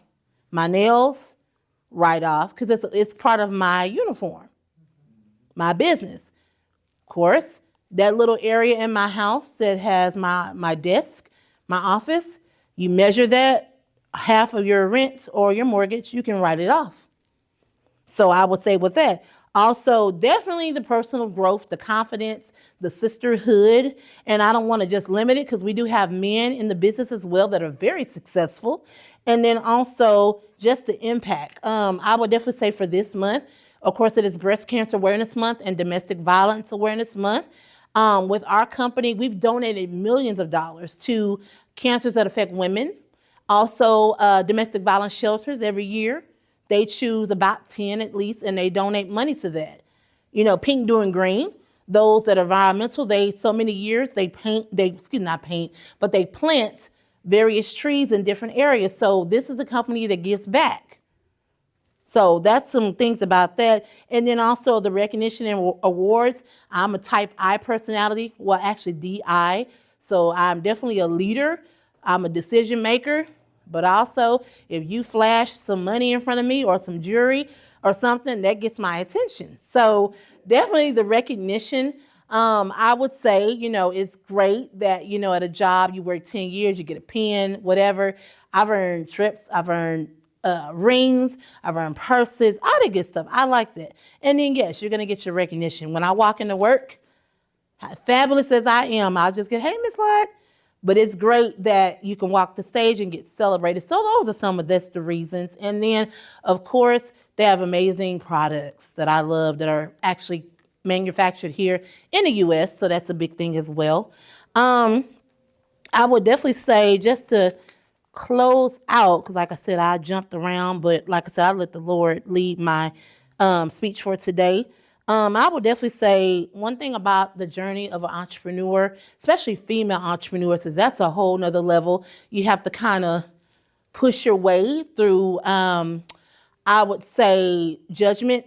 Because again, as much as I love our country, there are some stigmas that are placed on female entrepreneurs. So you're having to kind of juggle or push through that as well.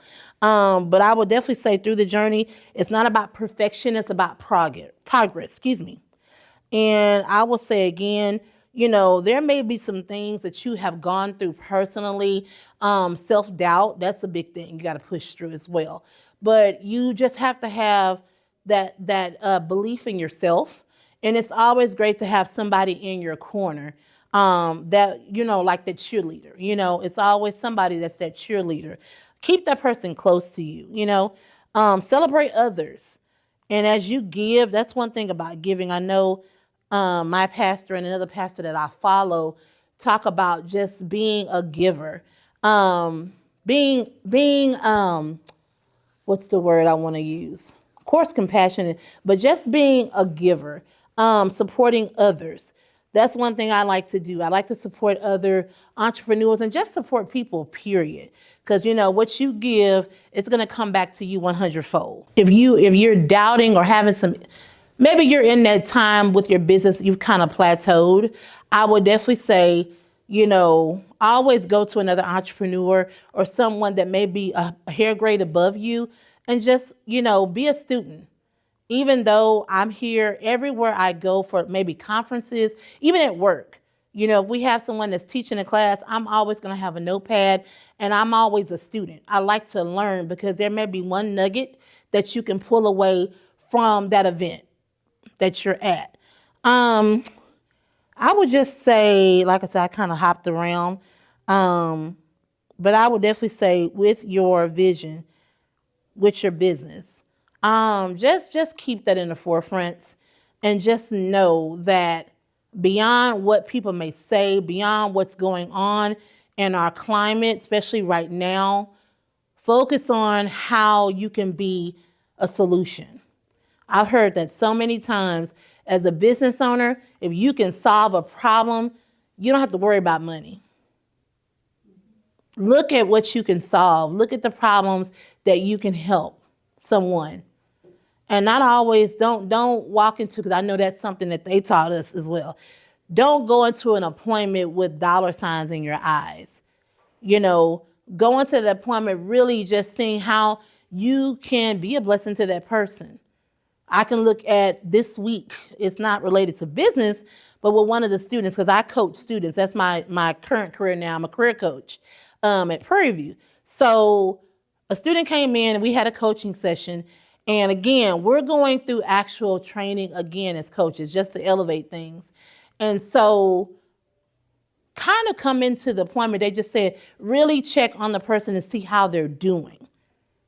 So I just asked her, I said, how's school going? How's class going? And she shook her head no. Like, I said, oh, okay, things are not going good. She said, yes. And she told me that they just had midterms and she found out that she didn't do well. And so, okay, I said, well, what happened, you know? So long story short, if I had to rush through that appointment, I would not be able to get her the assistance that she needs. She had, basically, it's kind of a learning disability. And sometimes people don't want to take the time to help others. Because and I just kept assuring her, there's nothing wrong, meaning, because people hear disability and it's kind of like they think somebody's singling you out. We're not. I want to make sure that you have the attention that you need. Maybe you just need a little bit longer to read through the information. And again, following up through the conversation, that was help that she did not get in high school. And so I was so excited that we were able to call that office and we had time to set up an appointment for her.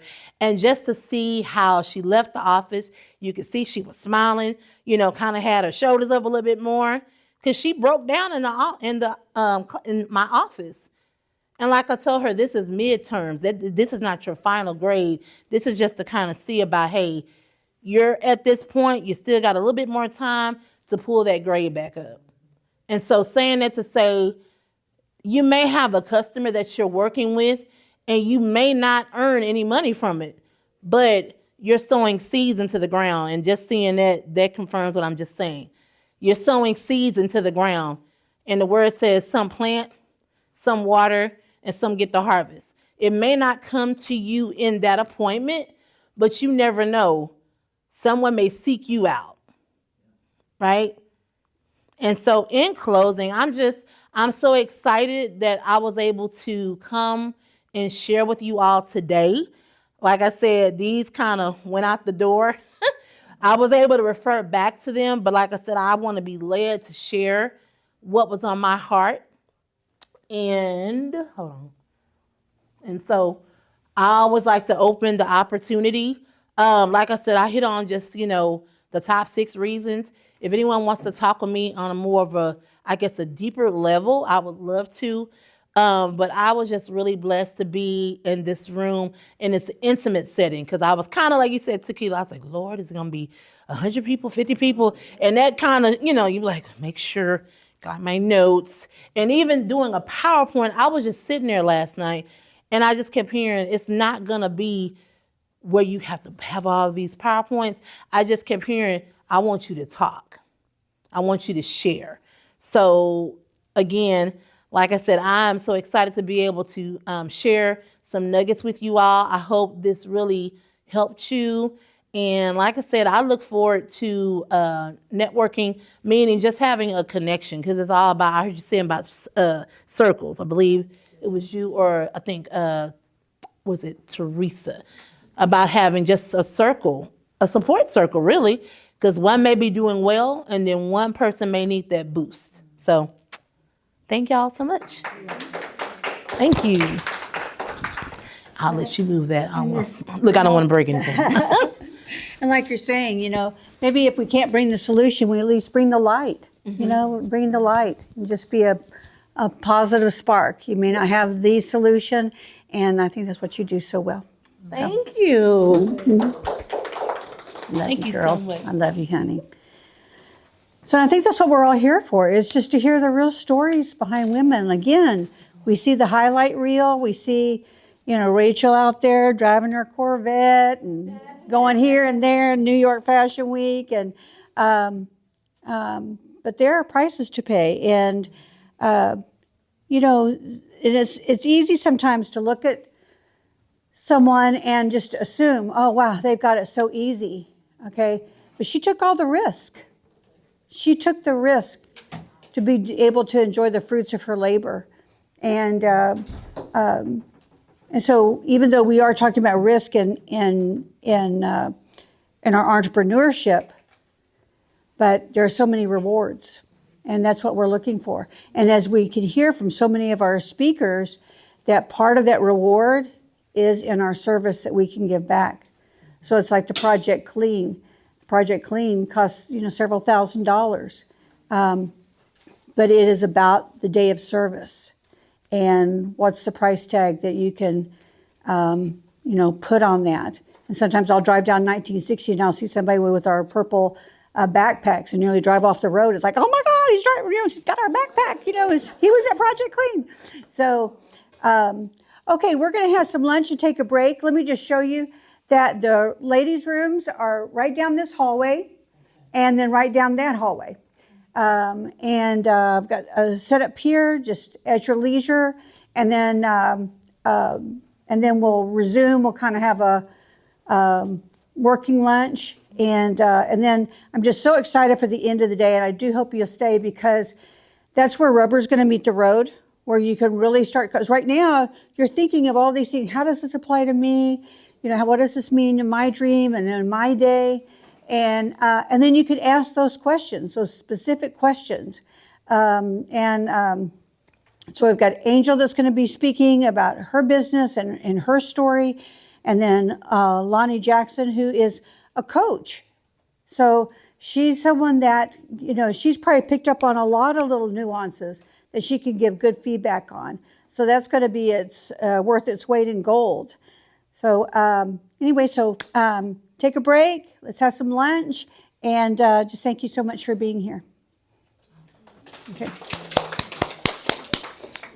And so she is a native of Beaumont. And she has had her business for over 20 years. And she does Texas events and weddings. She's located in Old Town Spring. And I thought it was interesting that your degree is in computer information systems, okay, which does not sound very creative at all. And yet now she's this creative, incredibly creative person. I could read her bio, but I'd rather just speak from experience. That Angel creates events. And she can do, what they call soup to nuts. She can do the whole thing or part of the thing, like for Project Clean. She came out and set up all the tents. And here's how incredible her company is. So we have these 3 huge 10 by 20 tents. And out jumps Angel and 2 other little girls, okay? And I go, so where are the guys? Okay. And they're like, us, we're the guys. And they started setting up those tents like incredible. And they just did it to it. I mean, I was just so amazed. I thought it was just fantastic, just total girl power. Oh, it was so wonderful. And but I noticed when I went over to Rachel's house when she was giving birthday parties and all this, everything was just so tended to. I mean, yeah, you can make things that has kind of a theme and go to Party City or go on Amazon, everything Barbie or everything Spider-Man. But she does such attention to details, and then it's like plus plus. It's like then she has a cotton candy machine over here, and then she has a dessert bar over here, and it's just so fantastic that when you are there, you just feel like, everything is at your fingertips. You truly feel like a kid in a candy store. It is just so amazing what Angel does. Complete attention to detail. I don't know how many months she spends on these events. I don't know, like this, just setting this up. My entire living room is a wreck. I've got empty boxes everywhere. I'm flinging everything. And it's like, how does Angel do this for hundreds of people? But she does it. I'd love to read what she describes in her bio, that she is crafty, creative, adventurer, day tripper, mimosa drinker, Cowboys lover, Dallas Cowboys. That's what we're talking about. I always look forward to seeing that on your page when the weekend comes. Boho gypsy spirit with creative soul, hashtag live tattoo. Live tattoo. Okay. So, and it takes an adventurous spirit to do what she does. Also to collect different ideas she can bring into your space, into your event. Because, was just kind of how the internet is now. I mean, you can't just have an event. You have to have all these little touchstones, and you have to have all these accoutrements that follow along with that. So you can't just have a birthday party. And for I know a lot of us when we were growing up, if we got the little cup that had all the little M&Ms in it, that was like over the top, birthday party. So Angel just an incredible business person to make sure all that works and it's fiscally sound for her.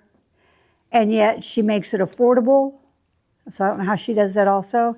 Makes it affordable for people to use her services.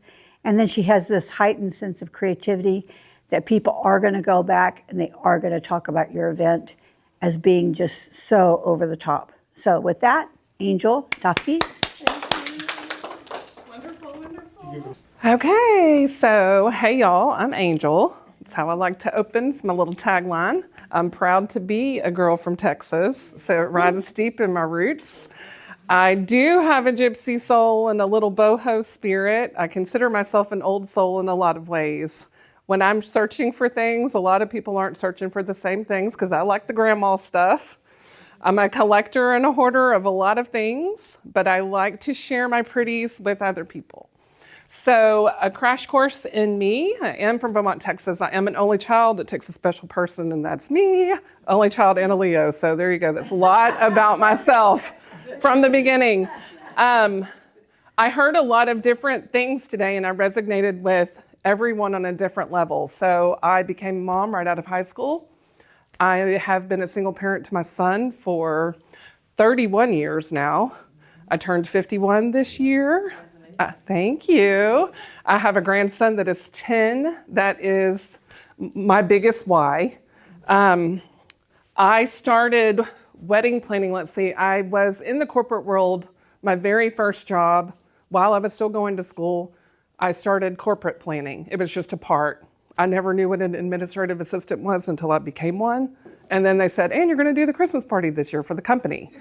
Well, that was the beginning. I was like 19 or 20 years old. So I learned from that, and I learned that I liked it.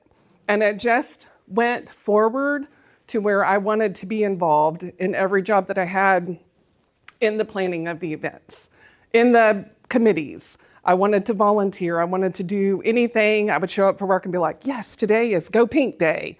Like, that's my thing. I'm at home making pink ribbons and handing them out to people. Like, that's what has always pushed me in every aspect of my life. A dream to become an event planner, I don't know that that's what it was. I don't know that I ever really allowed myself to dream because I was just surviving. I was raising a son by myself. I was team mom for the football team. I became the coordinator of their little trophies and their fundraisers, and anything that I could do, I did. I had 3 jobs all the time. My poor son grew up going to places and learning how to load and how to unload stuff. We went to my cousin's wedding. This is way fast forward, but I was like, come over here, your cousin's getting married. And he came and he goes, where do I need to put the chairs? I'm like, no, today we're just guests. Like, we're not. He's just so used to, this is what comes across. And luckily my grandson is the same. We went to buy some doors just on a whim. Somebody had some doors posted. We're on our way to a football game. And I'm like, hey, we're just going to detour and pick up these doors. And he goes, doors, whatever. And he jumps out and he goes, oh man, don't worry about it. Me and my mom got this. We do this all the time. And he goes to get the door and jumps in the back of the truck. So it's just a part of who I am. And I allow them to, or make them become a part of it. But I hope that it is instilling in them something that you can do this. You can be a part of this. Whatever it is. So I won't say I became a wedding planner. I lost my mother to breast cancer about 20-ish years ago. My cousin got engaged to a professional golfer, and she was going on tour with him for the PGA Tour. She was getting married and needed to plan a wedding. Didn't know nothing about weddings. I've never been married, so I always say, always the planner, never the bride. That's my story. So they came to me and said, we know your mom just passed. We don't want to burden you. And I was like, oh, Jesus, please give me something that I can refocus my energy on. And I just jumped in. I didn't know anything about weddings. I don't know if I've even been to many weddings in my life, but I planned every aspect of the wedding. The venue, I planned the catering. I met with the bartenders. I picked out her china. I did her gift registry. I planned the bachelorette party. I did the rehearsal dinner. I set up, I coordinated everything that I could have possibly done or that you would need to experience in wedding planning. I experienced it in that moment. Did I know then I wanted to be a wedding planner? Absolutely not. And like I said, I didn't really dream, so I really didn't know that that was going to be in my future past. From that point on, I'm going to fast forward all the way to how I got here. So, being from Beaumont, most of your stories either end or begin with there was a hurricane, and that's what it was. So, my son had been out of the house for probably 3 or 4 years because he was grown, graduated from school, moved on, did his own thing. So I'm by myself, taking care of a house, fixing up stuff, and I'm like, I don't want to do this anymore. Like, I'm not tied to this area. Nobody else lives here. So I saw a cute little Airstream. I didn't even know what an Airstream was, but I saw one. Then I thought it was cute, and then I went down the rabbit hole and I started investigating Airstreams. And before I knew it, put my house up for sale, and I bought an Airstream. And I decided to sell all of the weight and stuff that had been holding me in that place. I sold it. Now, I kept some stuff because I'm a hoarder, and there's a lot of things that I can't let go of. So I still have a storage, and I still have a garage, and I still have a warehouse. Anyways, I sold my house, and I went mobile. I moved into the Airstream full time. The hurricane came. I was planning a football event because I worked at that time for Lamar University for the football department. I was planning a huge 650 person banquet, and they canceled it because of the hurricane. So I was just devastated because you put so much work. We planned it for a year. I mean, it's literally the day before, and I was like, really, can we just wait one day? I mean, the hurricane, who knows if it's coming, it's not coming. And that was a turning point. The campus was closed probably for about 3 weeks because of the storm. And at that point, I just decided, I'm done. I'm finished. So I got in my little Airstream, and I just drove down to the beach. Parked in a little RV park. And I just decided to just live for a little while out there. And that's what I did. I didn't have a plan. I didn't know what I was doing. I wasn't dreaming about doing anything. I was waking up in the morning, sipping mimosas, and walking on the beach and finding shells. I mean, who knows? I don't know that that's a dream or not, but that's what I was doing. Well, my cousins called, the one who I planned her wedding and her mother. They were also both in a transitional place in their life and in their careers. And they said, why don't we do something together? Why don't we start a business? Why don't we figure out something that we can all three do? I'm mobile, so I can move to Spring. They both lived in Spring. So we decided that we would do an event planning business because I already had the experience. Why not just do what we're already familiar with? And that was what kind of shaped it. So I literally drove in. We did the business plan. We talked about all of the details. We talked about money. We talked about business. We came up with the name. I created a website. All of the standard functions of a business. Kind of what are we going to do? What's our idea? We booked a spot at the one of the bridal shows that was in the Woodlands at the Marriott. I drove my Airstream right inside and parked it for the bridal show. So we were renting out the Airstream as a mobile bridal suite. So people could actually walk into it, they could see it. Well, let me tell you, country came to town that day, all the way to the Woodlands. Those people did not know what an Airstream was. It was not something that they thought was cute. The moms, and if grandma was there, they loved it. They were like, how can I come with you? Like, what are we doing? Are we going to be friends? But the brides were like, this is the Woodlands? You know, we don't even know what this is. Not our vibe. But very, very important thing that I learned and I knew from that day forward is that I have to be me because I am who I am. And the people that like me and the people that find me because of me.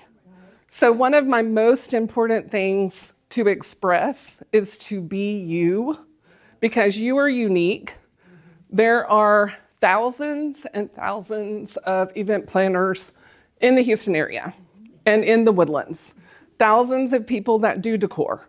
There are so many people that do what I do. The difference is I just try to be true to myself. And I hope that you like it whenever you see it. So we go out to the the Bridal Extravaganza, which is the huge show that they put on at the George R. Brown. And when I say over the top, I mean, it's big. It's big in there.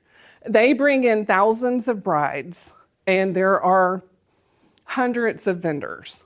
Well, if you walk around and you want to know where I am, trust me, there's no missing me because I stick out like a sore thumb because I'm literally country came to George R. Brown. But the thing about it is, some people walk by, but the people who come in love it. So those are the wins for me. I'm not everybody's cup of tea by far. I may not even be half the people's, but the people who get me are the people that we're going to thrive. And we're like, yes. And then to come and find out like 8 years later, Grandma Chic is hot. All the vintage stuff that I've been hoarding and looking for my whole life, it's super hot. It's very popular right now. So of course I had to create a branch called My Thrifted Wedding, where you can now choose only thrifted items to create your centerpieces.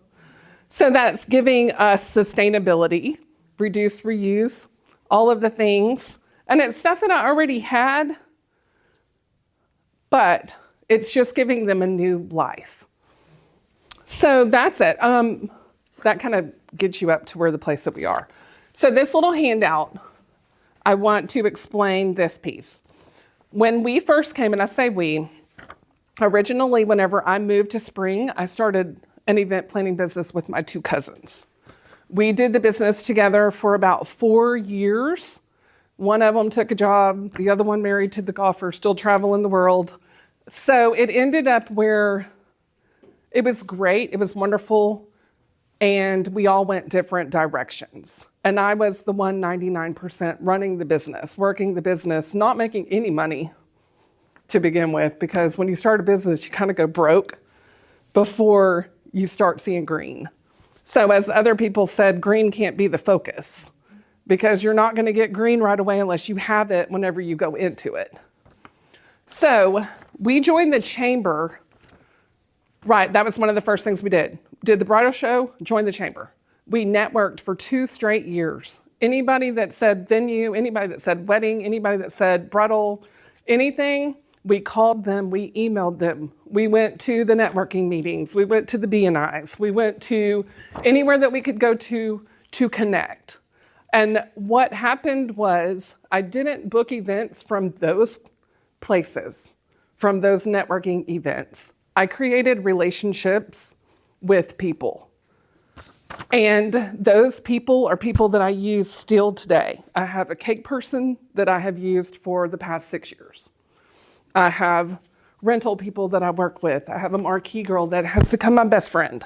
So in our world of networking, I refer you, you refer me, and that's solid gold.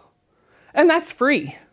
All you have to do is just nurture your friendships and your relationships. So we try to get together for margaritas in slow season so that we can talk about all the stuff, but we can catch up because we know the industry. We know how it works, and we know that one can't work without the other. I can't have a wedding without a cake. I need a cake person. I can't have a wedding without an officiant. I need an officiant. I can't have a wedding without a tent. I need a tent. So these are relationships that you build that hopefully love you back so that you can all continue to work together. So back to the handout. While we were at the chamber in our first year of business, a gentleman walked up to me. I don't know his business. I can't remember his name. But he came up to me and he said, "Tell me about your business." So I gave him my little spiel. And he said, "I would love to introduce you to people. I would love to take you and to skyrocket you, but you're not ready." And I'm like, okay, well, we were new. We didn't even realize we weren't ready. Well, he said this to me, which is something that we learned in grade school. And it's something that I always refer to without even having it written down, without even thinking about it. But how do you identify these things? Your who, your what, your when, your why, your where, and your how. So first of all, who are you? Who are you? What do you do? Who are you going to market to? Who is your customer? How are you going to be different from all of the others? When are you going to do it? Where are you going to do it? Where's your market area? So anytime that I think about new ideas, because myself, like Rachel, it just lives inside of us when we're entrepreneurial. It is. I have 4 businesses that I run simultaneously with my business, and I'm just one person. But I constantly am making, if I sit still for too long, I have a new business. And I have a great assistant, and that's something that I learned here today also that I am familiar with. You have to allow yourself to be at the place where you can have assistant. Because us being independent single women or independent married women, moms who are taking care of everybody in the family, we rely on ourselves. And it is so hard to ask for help or to rely on someone else, especially when it's your livelihood. No one else has my passion for my business. But I found an assistant that finally does. And she's a pusher and she's a yes person. So she's like, I go, ooh, I have an idea of this. She's like, yes, I can see it now. I can see you're going to be there and we're going to do this together. And how can I help? Because I feel like I'm part of your dream and making dreams come true. We're not dreaming, we're achieving. So anything that I can think of, it may not be a dream because I don't know that I allow myself to live in that space. But if I'm thinking about it, I don't think that there's anything that will keep me from actually doing it. It doesn't mean that I'm going to get rich and that I'm going to retire on it. But if you don't try, you don't know. And what's the hardest, scariest part about trying is failure. But if you fall, you just get up.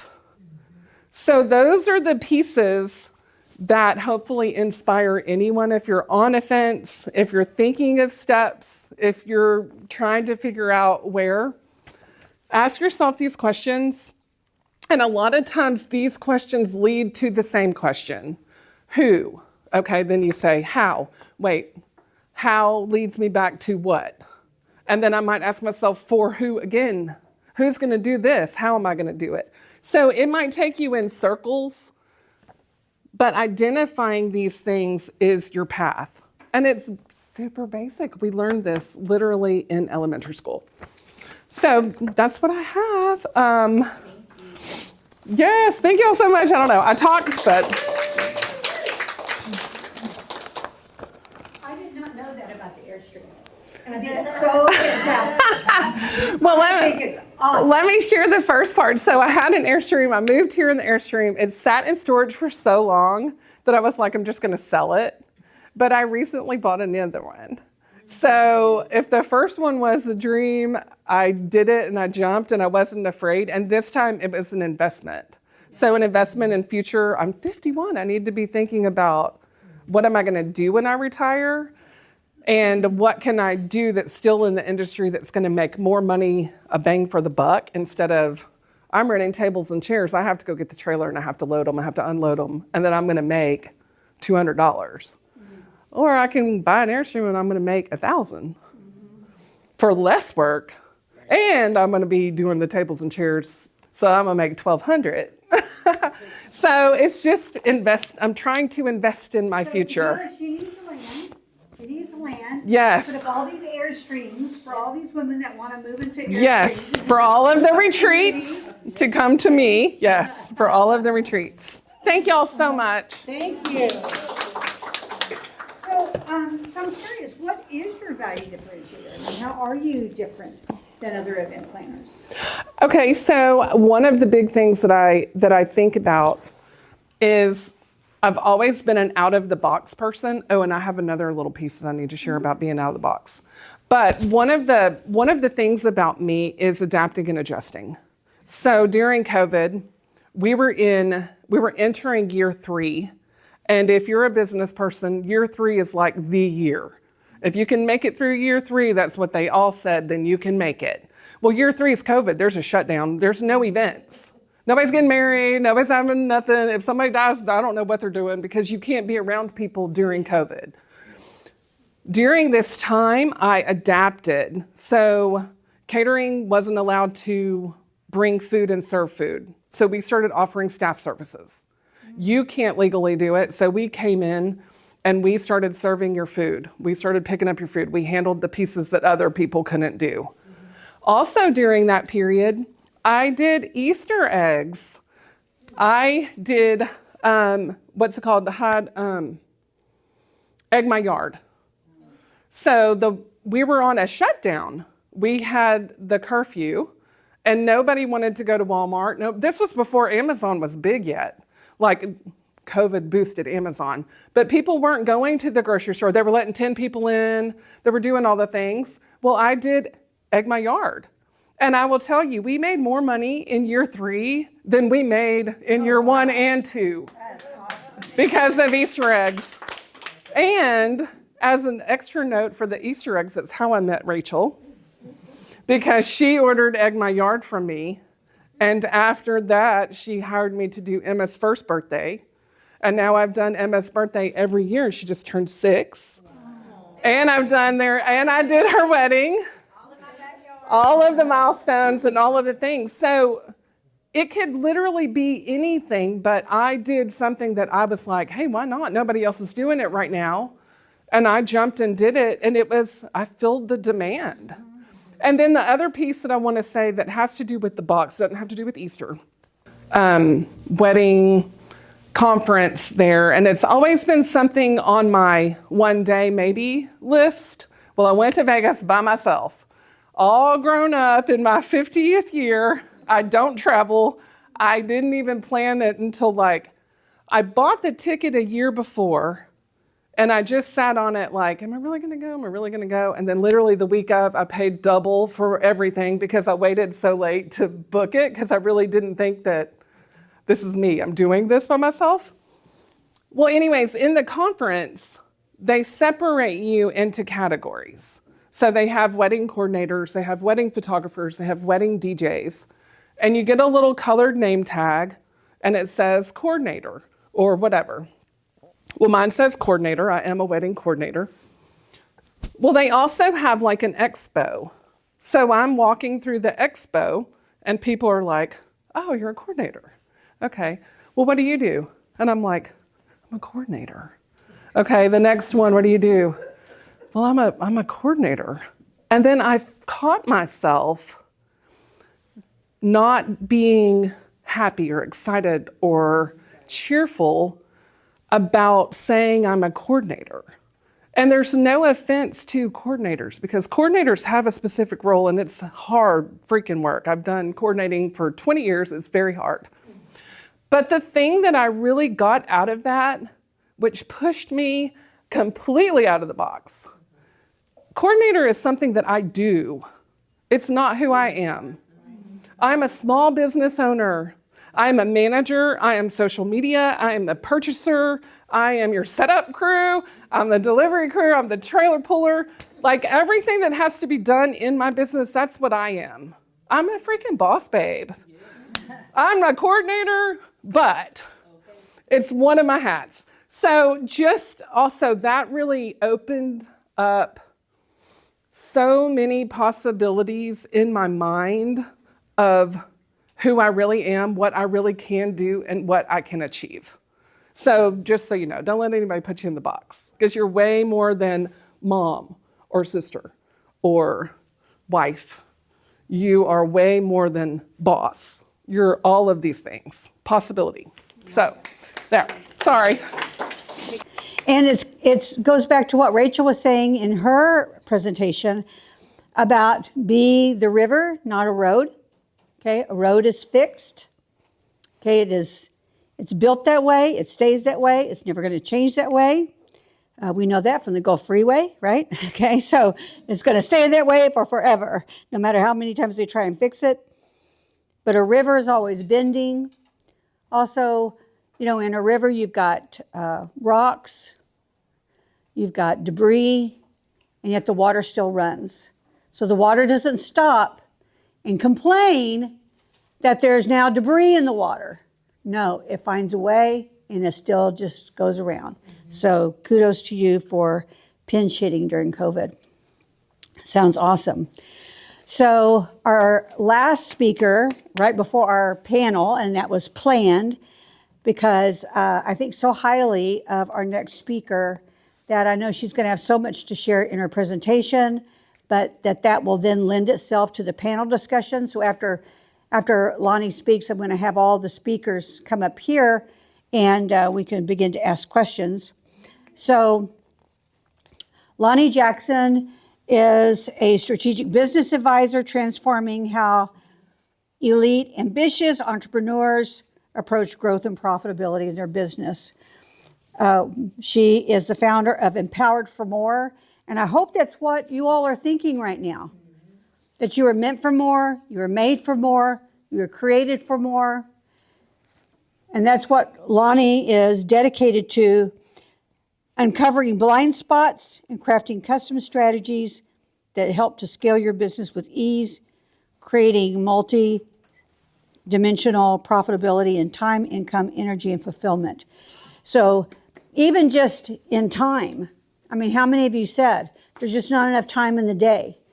That's a good question for Lonnie. How do you create more time in your day? Because you're trying to figure out how you can get your work done and go grocery shopping at the same time, and yet we've got the same amount of time as a world leader. Okay, so how are they doing it? If they're running countries, if they are influencing economies, how are they managing their 24 hours that would help give me, again, success leaves clues, that will give me a clue on how I can help manage my 24 hours. So without further ado, let's please welcome Lonnie Jackson. Well, I'm so excited to be here. Thank you, Donna, for that sweet welcome.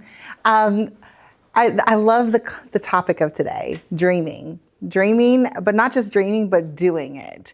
And so this is something I'm really passionate about talking, and I'm going to introduce myself a little bit, but we're going to talk about expanding ourselves. This is what we're doing. This is why we're here. We're investing in ourselves so that we can expand, not so that we can create a lot of notes and do nothing with them. So we're going to talk about that today. So this is me.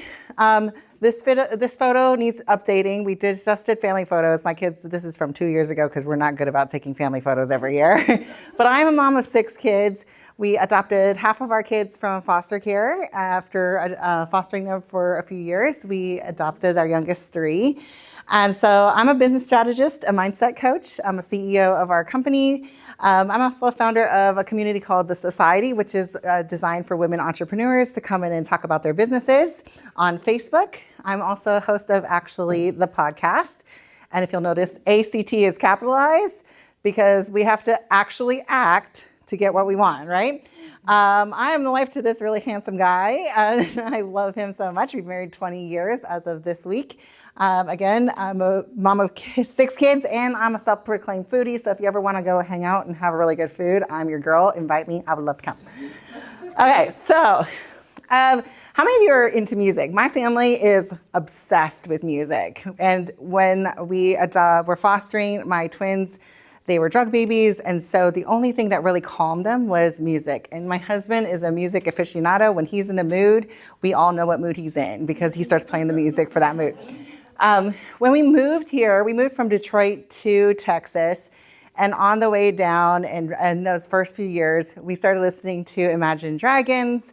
If you've ever heard their song of Dreaming, this is the lyrics from it. You know, you're dreaming of bigger things and want to leave the old life behind. So you might be here today thinking, I want something bigger. I'm happy with what I've been. I like, I have some good stories, some good things, but I want something more, and I want to do something bigger. So just listening to those lyrics with my kids, we talk about it a lot. Like, I'm not a yeser. I'm not a follower. I don't step into the mold. I don't know about you, but I feel like I do not fit the molds.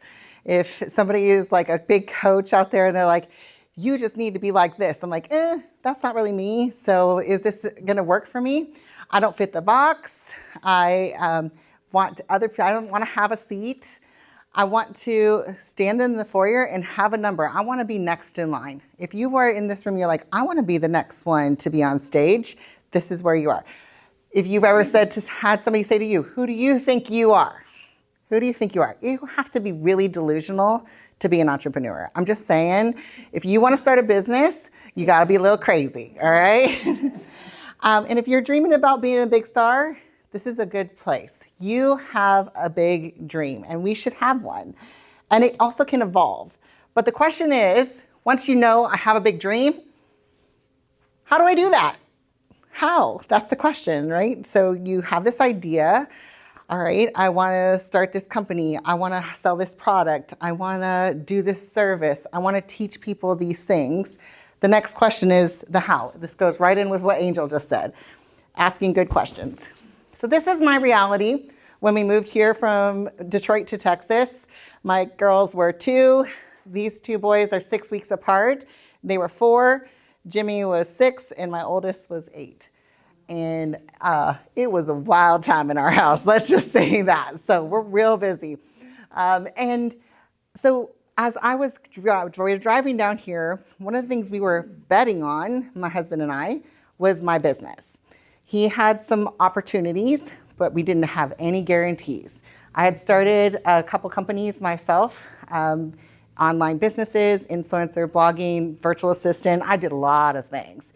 And we were betting on ourselves, but the problem was I have these 6 crazy people to take care of and keep alive. And I couldn't do anything for more than 15 minutes before, especially these 2, had really bad ideas. Okay, so if you've ever been around some kids who are really good at bad ideas, that is them. They even this morning had some really bad ideas, and they're 11 now. So when it comes to, okay, I have limitations. And so if you're telling me, because I had just spoken to a coach right before I left, somebody who is an expert in the field that I was in at the time, and they're like, well, you have to, and then she gave me this long to-do list. And what I felt in that moment was just defeat, because I was like, there's no way. I can't spend 60 minutes twice a day on Facebook marketing myself. That's insane. I can't do this because I don't have a babysitter. I don't have a full-time nanny like you do. Or this other person, she has no kids, so she can work 80 hours a week and build her business, or somebody else has some funds to invest in it. So I had all these limitations, and it felt really discouraging. This is something that I finally learned. There's not one right way to grow your business. All of us are making things up. Okay? So anybody says to me, like, I don't know how you do it. I'm like, well, I'm just making it up. I'm testing it, right? Anybody who says they have the answer or the secret to growing anything is just trying to sell you their program, right? Or their product. So what I truly believe after trying so many things is business is theory. We have an idea. I have a theory that if I do this, and I do this, then I will get these results. Now I'm going to go test that theory. And from that test, I'm going to learn and then do it again and repeat the process and then build off of it. If Rachel could come up here and talk her story all the way through one more time, we could start talking about, she started with a theory. She learned something and then she's like, okay, now that I know this data, I'm going to build off of it and expand. And now that I've tested that and had a lot of failures and a lot of wins, I'm going to take that and I'm going to build off of that. And so that's how businesses grow and dreams happen. So I give you a piece of paper. We're going to do interactive stuff because I don't like being a talking head. So we're going to do interactive things if you grab a pen. But before we do, I want to give you two things that I have every client of mine really understand and grasp when we work together. 2 words that I want you to embrace today for yourselves and take with you. The first one is expansion. So let's think about expansion real quick. If you think about what you want to do, something that makes you really, really happy, something that brings you a lot of joy. So for me, I'm like thinking standing around the kitchen, making tapas with my husband, having a glass of cava with it, and my kids walk in the room and they're like, ooh, what'd you make, Mom? And we don't even sit down. We just stand around this island and we just are eating and enjoying and talking and laughing. I just feel so expanded. I'm happy. I am open. My chest is open. I'm leaning in. I'm excited. There's a lot of lightness and movement. Okay, so everyone feel that? Can you understand that? Good? Okay. On the other side, we have contraction. Okay? Let's imagine the contraction feeling in our bodies right now. Something you really don't want to do. Okay? Some people, that's social media. You think about going live on social media, you're like, oh, Lonnie. And you just sink in, you close your body language off, you kind of sit back, your head contracts. When my son first came to live with us in foster care, he was very fearful of men. And so any man that came by him, you could just see his whole body go like this. And so he was so contracted. He just sunk into himself. He didn't want to look up. He didn't feel like he could move forward. So you could see so much contraction in his physical body, in his mental state. And so that limited his experience with life because he was so contracted over that, okay? So versus expansive, where you see somebody you love, you run to them, you see something exciting, you love it, it's really a lot of fun, you're gonna open up and you're gonna just move forward. So keep that in mind because there are gonna be things in business that I feel and I am super expanded and they contract you, right? Maybe for you, you're like speaking in front of a stage of 1,000 people would make me feel so contracted. And on the other person sitting next to you, they're like, yeah, that would light me up. I would feel expansive about that. That would feel so fun. So by identifying that, that's going to be a tool we're going to use to create our dreams and to break through these plateaus. How many of you have ever felt that like place in your life where you're like, I want to do this. I know I'm called to do this. I have the energy to do it, but I just feel stuck. Ever felt stuck? Contraction keeps us stuck. To move out of contraction, we got to go into expansion. And so that's where we get to get curious with ourselves to find out what's contracting us and how do we move back into expansion so that we can chase this next level of our dream. So this first big circle, the pink one, is your vision. So you can write down vision on the top, but let's put some stuff in that big circle, that first outer circle. what's something that you might put in there? Is there anybody in here doing something, they have a big dream or something that they're about to start? I know Donna has a vision for the future she's told me about and shared. Anybody else have something that you're dreaming of? Yes. To buy a church so I can have a private school and daycare. That's amazing. Okay, so you could put that like right here in this outer part here. Anything. It could be anything big. It could be, I want to buy this really meaningful ring, or it could be something small, big, anything. Anyone else have something big vision that you have? Or something you want to do? Yeah. So going back to what I ran for the pageant for, having like a home for girls that will help them with not only education, but also just with those basic things as far as, you know, self-esteem, different things like that. Love it, love it. So you have this awesome vision for giving back and just serving people. So this can be selfish things and giving things, all right? So whatever your vision is, put it up top. That's what we're going towards. And when I think about my vision, I get excited. When I'm not thinking about how I'm gonna get there, or just thinking about when I'm there and imagining that, man, I'm a daydreamer. I will dream big for hours. But then my brain, my lovely subconscious, starts to go, how are you gonna do that? You don't got extra funds. You're already maxed out on time. Your body doesn't like to keep up with you. You've had all these health issues and fill in the blank. And then I just start to think all these obstacles. Oh, I don't know how am I gonna get an audience for that? How do I make a sale? What softwares am I gonna need to be able to do that? Do I find an investor? There's so many things that start to come up, right? Have you been there where you start the list of, oh, this is how I'm gonna do it. And then you're like, this is overwhelming. So our obstacles are a piece of life. So if we're on a path, let's say you and I are going to take a journey together. We're going to go hiking. We're very excited about hiking. I love being outside in nature, and we're going to go take a hike. We're walking this path. It's been cleared by somebody else before, so we know that you can get to the destination from this path. However, as we're walking it, we realize a tree has fallen, and there's a big old log in the road. That's an obstacle. Now, it's a big log. What are we going to do? Some people might step over it. Some people might go around it, create a new path.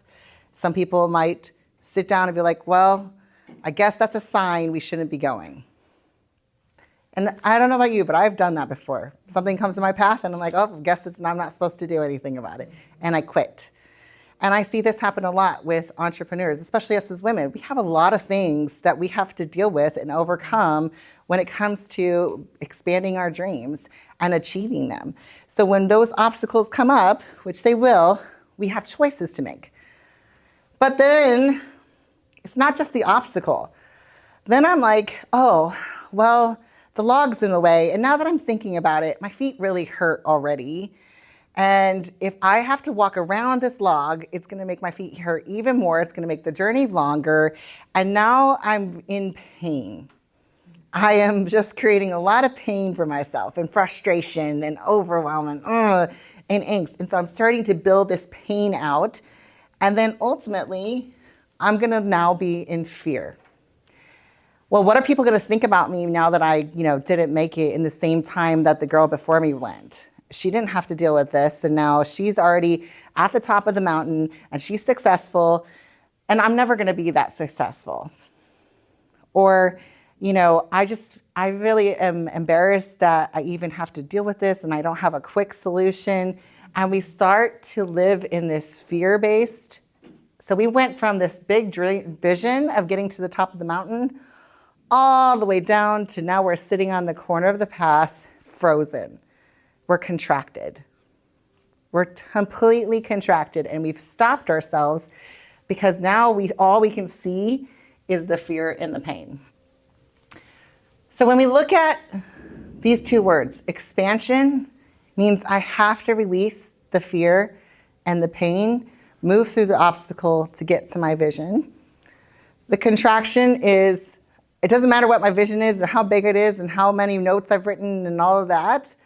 If I don't keep my eye on the vision and I start looking at my pain, I look at my fear, I look at the obstacle, and I don't keep my eyes on that vision, contraction. It's going to stop me in my tracks. How many of you can relate to this? I can see a lot of nodding heads. You relate to this?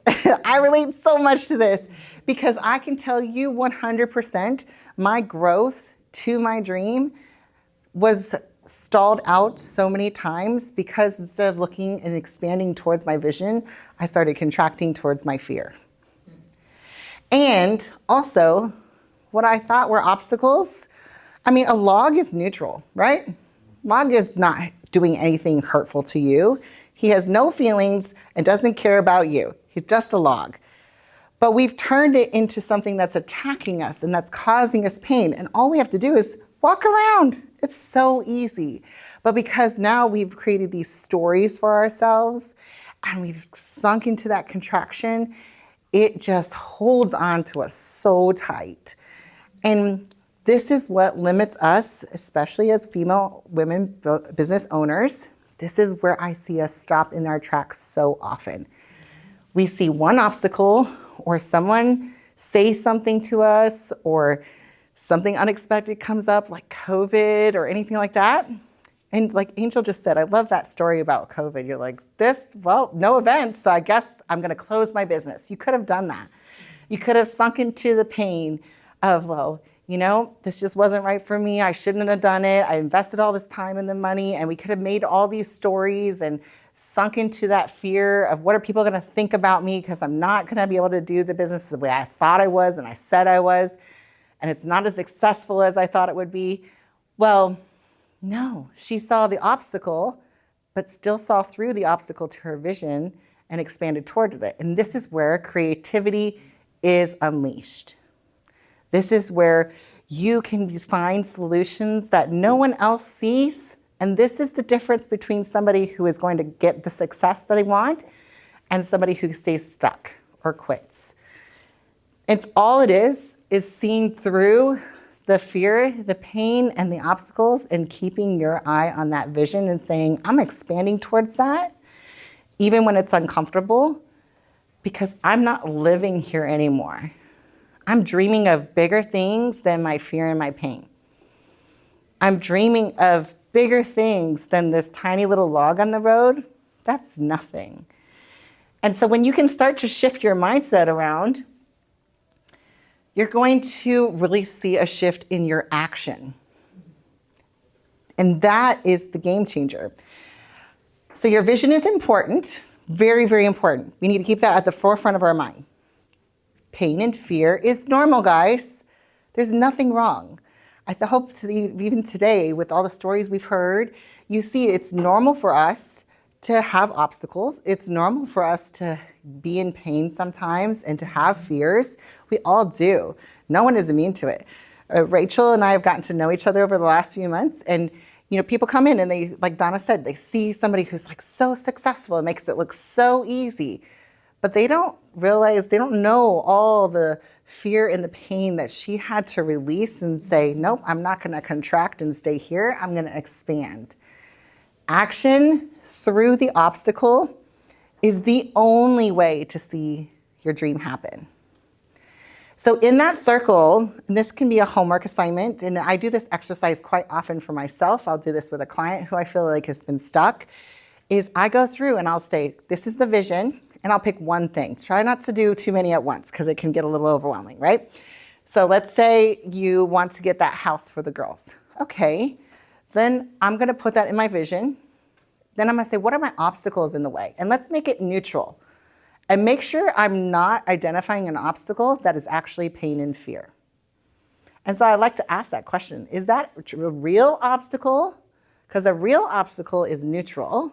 It's just a speed bump. Pain and fear is my emotions I'm attaching to it. So if we can do this exercise, you'll be able to break through and be able to create the life you dreamed of and enjoy the journey, okay? I don't know about you, but I am not waiting for someday. I have a background where it was always one day. Someday, if you're good enough, it's always like future projecting, never enjoy this moment. And I just don't want my life to be like that anymore. And I don't want my children's. And I don't want to wake up one way when I'm retiring and then spend my money and enjoy my life. I want to enjoy it today, whether I'm making $5,000 a month, $30,000 a month, $100,000 a month, whatever it is, that the cash isn't bringing me happiness. The action and enjoyment and staying out of the fear and the pain zone is where I find my true happiness along the way. There's nothing worse than an entrepreneur who is complaining. I love entrepreneurs. I will spend all day in a room with any meeting network group of women entrepreneurs that I can. But if we're all in there just been like, oh, social media sucks, the algorithms hate me, and this and this and this and this, well, guess what? We're all gonna leave with fear and pain and contraction. And I did not enjoy my day. And I'm gonna bring that home, and all I'm gonna see are my kids not listening. They didn't do what I asked them to do. They're not there, this, and that carries over into my life. And I see so many times as entrepreneurs or women with big dreams, we have this opportunity for something that has been put in our hearts. The universe, God gave it to you, only to you, and then we limit it because we're super scared or we're in pain and it's uncomfortable. And all that's in your way is just some obstacles that don't mean anything except for how are we going to move around it? Using Angel's questions, which I love. I am a question girl. So the obstacle between you and your vision is just a series of action steps. That's all it is. It's just a series of action steps. You don't need another course. You don't need all these other things. You don't even necessarily need money. All you need to do is say, what is the next brave action I can do towards my dream? I love asking that question. Well, what's the next brave action? I don't want to know step 15. I want to know what's the next safe. If you need to build some safety for your next action, that's okay to do. I do that all the time for myself. This feels scary to jump really far. So what's the thing that makes me feel safe? And I can just do a little tiny step. Okay, I did that one. Now I'm okay. I'm safe. I didn't die. Now I'm going to do it again. And keep doing it. It was like the first time when Facebook started their lives. Oh my gosh, everyone was like, well, if you want to be a successful entrepreneur, you have to go live. And it freaked me out because I'm just a mom at home. I barely put on makeup, if I even got dressed for the day. So going live felt like a whole production. And I just was like, I can't do this. I don't have a spot in my house that is Pinterest worthy. I mean, there's laundry I had all these things, the pain, the fear, all of it came up. What are people going to think if they see in my house that it's not perfect or it's not this, and all these stories. But then my husband was like, you know what? Why don't you just show them your laundry? Your whole time, at the time I was a mom blogger full-time as well as a virtual assistant. And she's like, people want to know that you're normal and you're human. And how do you live your life? So I literally dumped all the laundry onto the couch on purpose and sat in it and did my first live. It was scary as all get out. I maybe was on live for like 2 minutes and I was like, okay, I'm done. But you know what? I realized after that, I'm like, I didn't die. I didn't. Nobody died from going live, at least that I know of. And so I was like, okay, this worked. And people were like, that was really awesome that you showed the reality of your mountain of laundry with 6 kids. Thank you for showing it and being real. And I started going live every week. I went live every Thursday. And sometimes I knew what I was going to talk about. Sometimes I let them ask me questions. Sometimes I went on tangents. Sometimes my kids interrupted me. And I didn't judge myself. And I let it be fun and expansive. And that's how my business started to grow. So it was just action. Small, insignificant, not scary, like a little bit scary, but It just moved me forward. This is the difference that a lot of us, this is the part of the spot talk that I get to with my clients and other women. And I'm like, here's the thing. You can't take my action steps. Even if we were the exact same industry, you had the same vision of coaching women, you wanted to be a consultant and strategist, you don't want to follow my steps. It would be a disservice to you to tell you to do exactly what I did to get the same results. If you want to open homes like Rachel has done, you can't take her same journey. And she probably wouldn't even recommend it at this point. You have to customize your action steps. And this is a big pitfall for us as women, because we look at somebody in the room, we're like, oh girl, I love your jacket. Like, it is awesome. Or your makeup. I'm gonna go out and buy that exact jacket, your exact makeup, and I'm gonna put it on my face. Now, would you consult me right now and tell me that was a good idea? No. Would it look the same? Would we stand in the mirror and we're now suddenly twinsies? No, we're not, right? Because I can be inspired by you, but I can't be you. And as business owners, we often forget that that's really important. We can be inspired by somebody. We can use their frameworks. We can say, oh, okay, this is how you layer things on. Instead of a choker, I'm gonna wear a long necklace. I'm gonna look for this kind of a pattern. I'm gonna pair it with these things. And that is gonna allow you to customize it because you have self-leadership and self-awareness. These two traits are probably the number one thing you need to have as an entrepreneur. If you have self-awareness and self-leadership, you can do anything. I don't care what your budget is or anything else about you. I don't care what your education is. I don't care what your background is. I don't care if you grew up poor or rich. I don't care if you grew up with trauma or you lived a happy-go-lucky lollipop life. If you have self-leadership and self-awareness, you can do anything. You really can. All you have to do is just take the action. So let's talk about the action. How do we know what actions to take? That's the next question that comes up. Okay, I'm inspired. I'm going to take some action. What action do I do? Here are the start of the specific questions I ask to create customization when it comes to strategizing the action. Do I need to stop doing something before I start doing this? Is there something I need to stop? Because we cannot keep doing exactly what we're doing today if we want something different tomorrow. And that is just a true universal truth. We all understand that, but we don't accept it.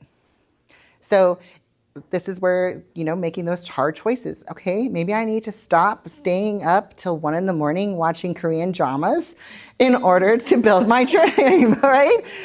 Literally, a client of mine, we talk about that all the time. She's like, I love Korean dramas. I want to stay up all night. But she can't do that and build a business and build her dream. So we have to stop doing some things. We have to make some choices. Maybe I need to start doing something. Maybe I need to start asking for referrals. Maybe I need to start going to networking things. I need to start investing in myself. What is the thing that you need to start? Systems. My favorite thing to tell my clients is systems save lives. They save your sanity, literally. And this is why Rachel and I are working on putting her whole entire company into Trello, not because we just want to do it for fun, because it will make the younger generation happy, but because we know that if it's in a system, there's accountability, there is purpose, and there's also data.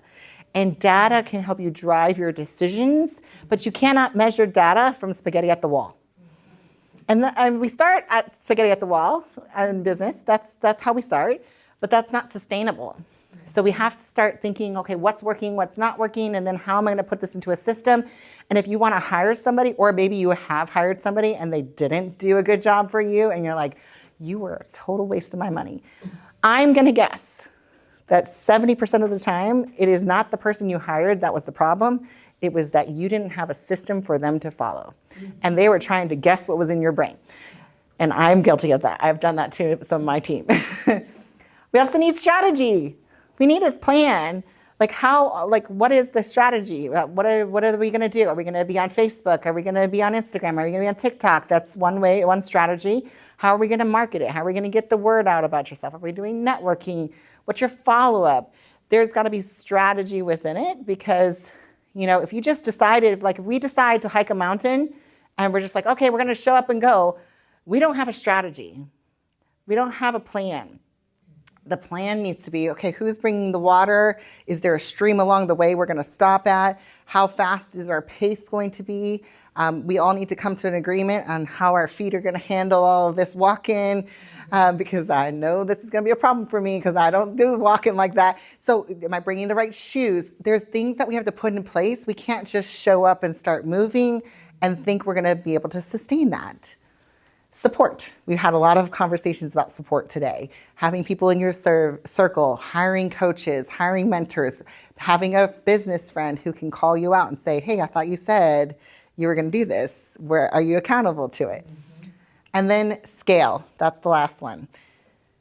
What does it look like for me to not be everything? That's what scaling is.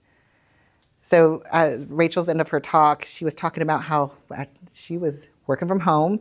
She was the manager. She was all the things. I mean, sure, we could list out all of your hats, and it was like this giant list. That is not scalable for her to keep all the hats. So we have to say, okay, what does it look like for me to start passing things off? And what's my plan? What's the order I want to pass things off on? Because that will allow me to scale. Because if I have a big dream, I can expand it when it's not just me on board, not just me working towards my dream. You are worthy, let's just say that again, you are worthy of making the choices and taking the action to move into your vision. Fear says you're not worthy.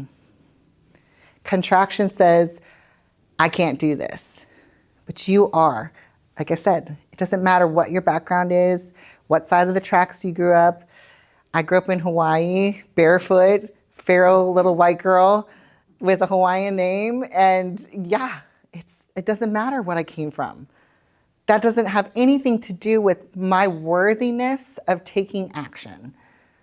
So don't let anyone say, oh, let's just do a raise of hand. How many of you been told you're crazy or you can't do that? Yeah, okay. So this is where you get to say, watch me. And it's none of their business how fast you do it. It's none of their business how many steps you take and then stop and pause. It's none of their business. They can watch you do whatever they want because it's your dream and you're worthy of taking the action towards it. So this is your next action step. I want you to commit today to not leave the notes in the notebook. I have gone to many events, taken 1 million notes, and can tell you I did nothing with them. I came home, they got lost in the depths of my purse, or they got put on a shelf and they collect dust, right? Dusty notes do not build dreams, okay? Determine your priorities for growth and profit. So from those notes, you can't do all of them tomorrow, but you can choose one thing to do today, tomorrow, and all of next week. So what is the thing that you need to choose out of all these notes that you've taken, all this information and inspiration you have absorbed today? What's the one thing you want to do? What's your priority? Then we're going to use the 6 steps to help you break down your action plan. Start, stop, systems, strategy, scale, support. Do you need any of those to be able to get through that next obstacle that you've identified? Put things on your calendar, commit to them. That's what I tell Rachel all the time. When I first started Trello, my only goal was to open the app. I had to give myself really, really baby step, okay? I'm just being real honest. It was pure chaos for my kids. My daughters are on the spectrum, so they are very, very busy. And so I knew I wanted to build my business. I had a dream. I knew I was capable of doing it, but the commitment and follow through was really hard. So instead of giving myself all these action lists and long things, my only thing on my to-do list was open Trello. And once I opened that, I let it take over and direct my actions. That was game changer for me, let me tell you. And then do it. It's the Nike slogan for a reason. Just do it. You got to just do it. Just take that next step. Just do the next brave step. There is something powerful about brave steps. When we look back at our stories, if, you know, right now you see me in a quantum leap. How many of you guys watch Marvel movies with your kids or family, or maybe you're a nerd yourself like me and you watch them on your own? Okay, so we hear like quantum physics, quantum leaps, these giant stretches from here suddenly over here. That only happens when you start getting into motion. You can't take a quantum leap from an idle state. It's just not possible.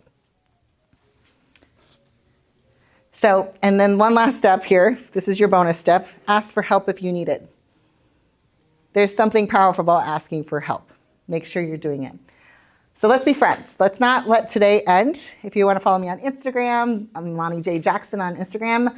My podcast is actually the podcast that you can subscribe on Spotify or Apple. And then I also do business alignment calls that are free.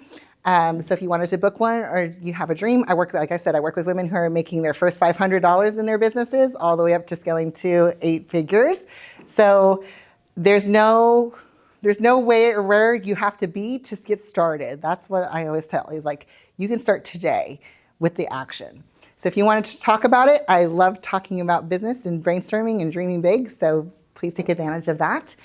And then on the back of your paper are some expanded questions under each of those 6 steps. So the start, the stop, all of it. Some more additional questions that can help guide you through that obstacle towards your vision. So take advantage of that.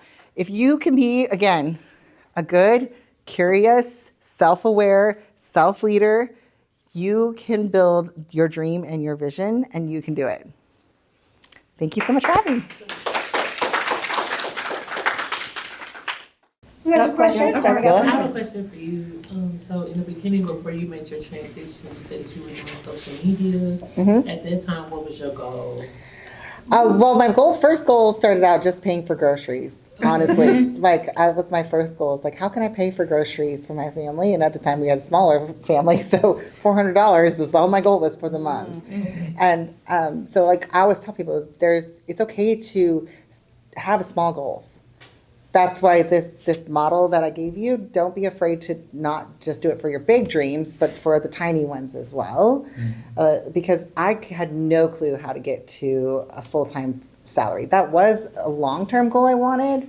I wanted to be able to make a full-time income. And then my biggest dream was I wanted to retire my husband and be able to provide so that he could have his dream and pursue it without, having any hesitation. And so, but that felt too big.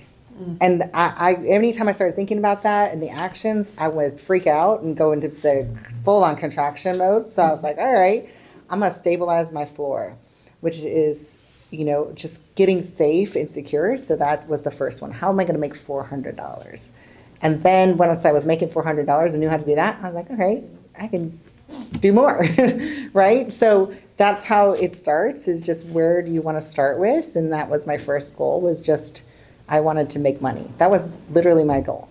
And I wanted to be able to do it from home in less than 15 hours a week. Okay, so realistically, what does that look like? I know everybody's path is different.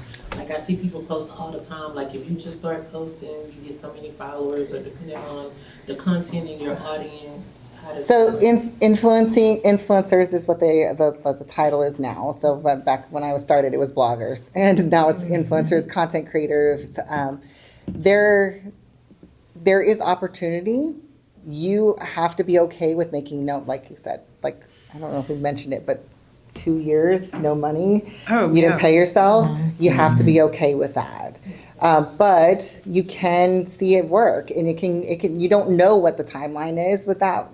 So I do have clients who are in the blogging influencer world, and they scaled pretty quickly, but they showed up very consistently and were very determined, and you have to push through. So There's a strategy behind it for sure, but you also have to be evolving because what worked 10 years ago or even last year is not working today.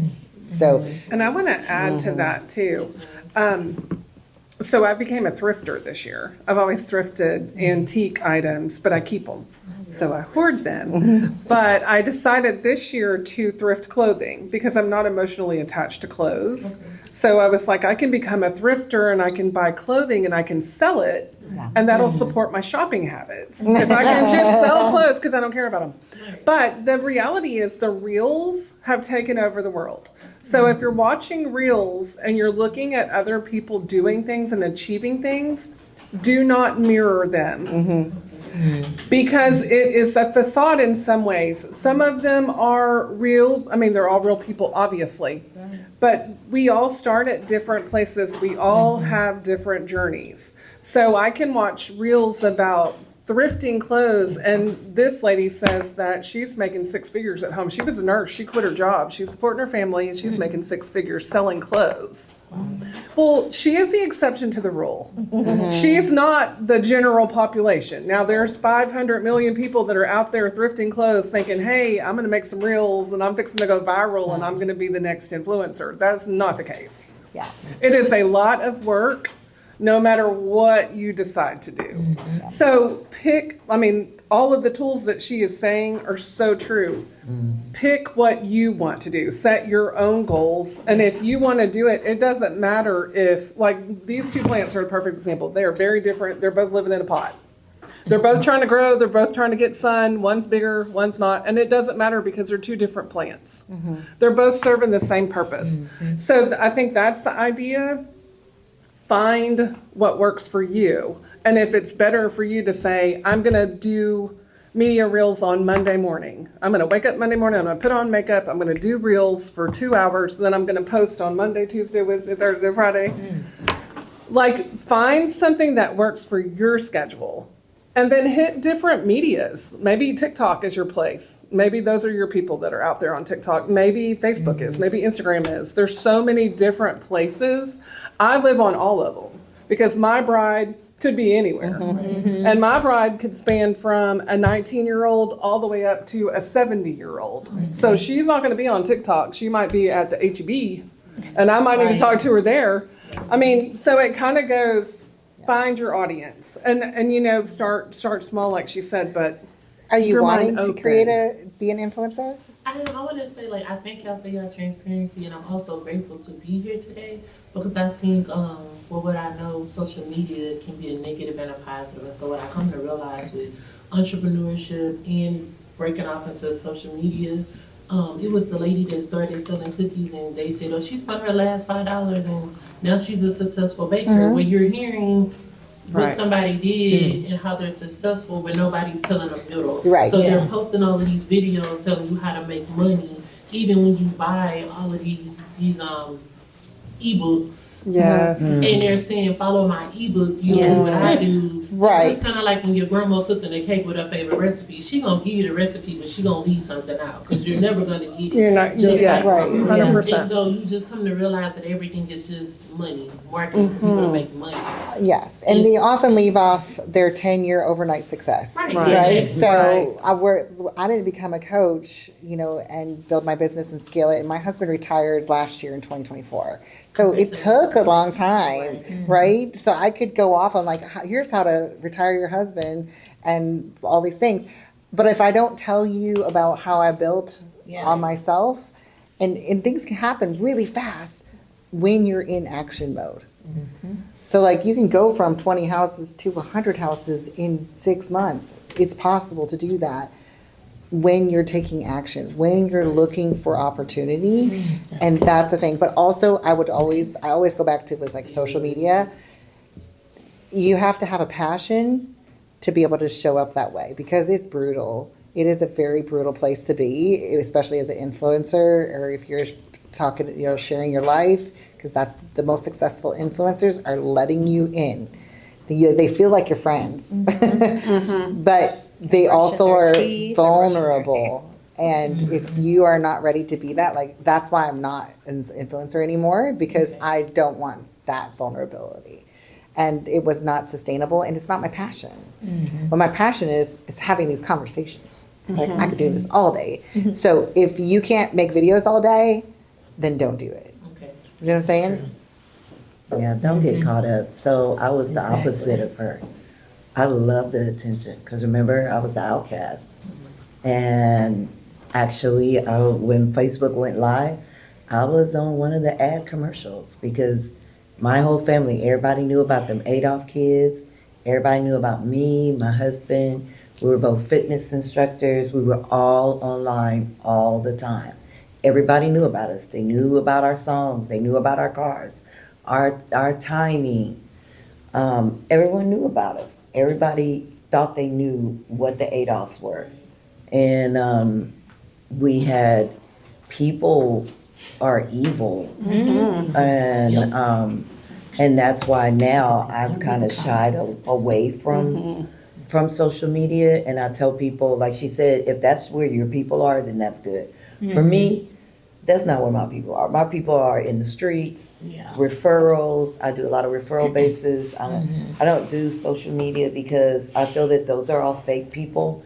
And either they want to be what you pretend to be, or then you start getting jealous and then it affects your home. And that's kind of creeped up for my discrepancy with my husband. I met a guy online. So it's just like a persona. And you don't want to, if you're not into that, don't do it. I mean, now it's like those waves. And that's why I tell people when you get into real estate or whatever business, it's always going to be a up and a down. And if it's your passion, you just keep riding like a roller coaster. And then when the wave was up, I got all the attention and stuff, but it was too much attention. So just focus on what you want to get out there. Right. I serve humans, I just happen to get paid. That's it. I don't get paid on every real estate deal. I don't get paid on every talk, every book. I don't do that because I serve humans. I know what God put into me, and the only person I'm scared of at the end of the day, he said, I told you how to do this, this, this. I gave you this, this, this.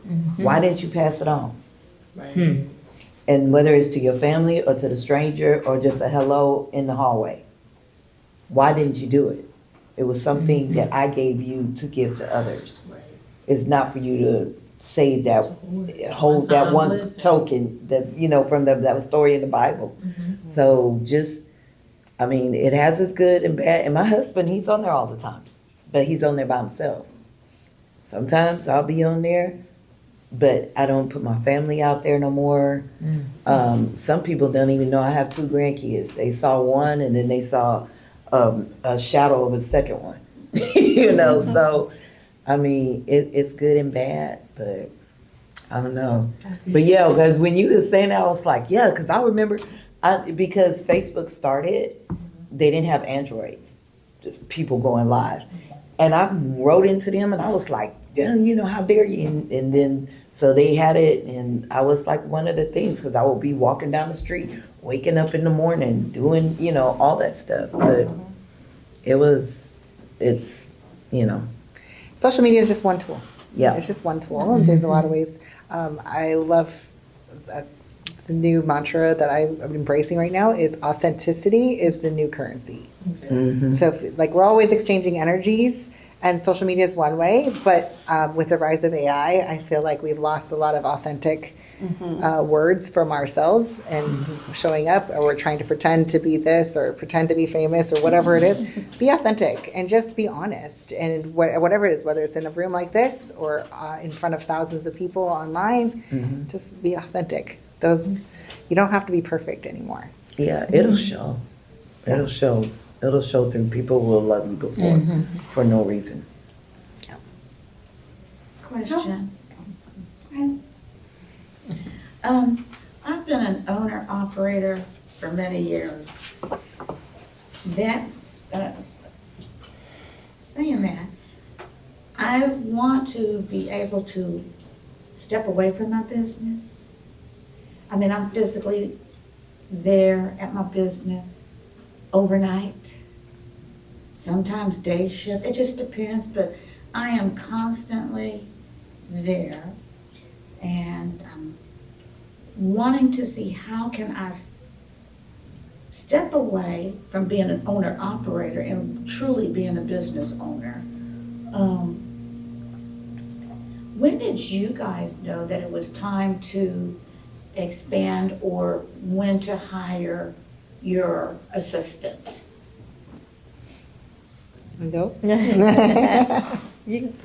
Well, I would like to chime in on the first part. Okay. As you were talking, I felt that you're just there by yourself. Do you have any worker or any employees? Now, that's another thing. I do Okay. have employees, okay? However, with employees, if they don't show up to work, it falls on me. And that's when I say when I'm an owner-operator. I have a business similar to Rachel's. And Rachel's my mentor. I just adore this woman. No. I need to tell you how I met Rachel, okay? I did not know Rachel, and so I'm also a contract with the state, okay? So one day in December, because you was getting ready to go on vacation with your family, I said, I'm gonna start calling some of these day halves, okay, because I have a group home, right? Rachel happened to answer the phone. And we just started talking. And I invited her out to lunch. And when we get some time, I'd like to take you out to lunch. And she was saying, well, I'm family, we're getting ready to go to, I don't know, somewhere. Go to Christmas. Colorado. That's right. She's getting ready to go to Colorado. But when I tell you this woman is generous, she didn't know me from a can of paint. She has been a blessing in my life.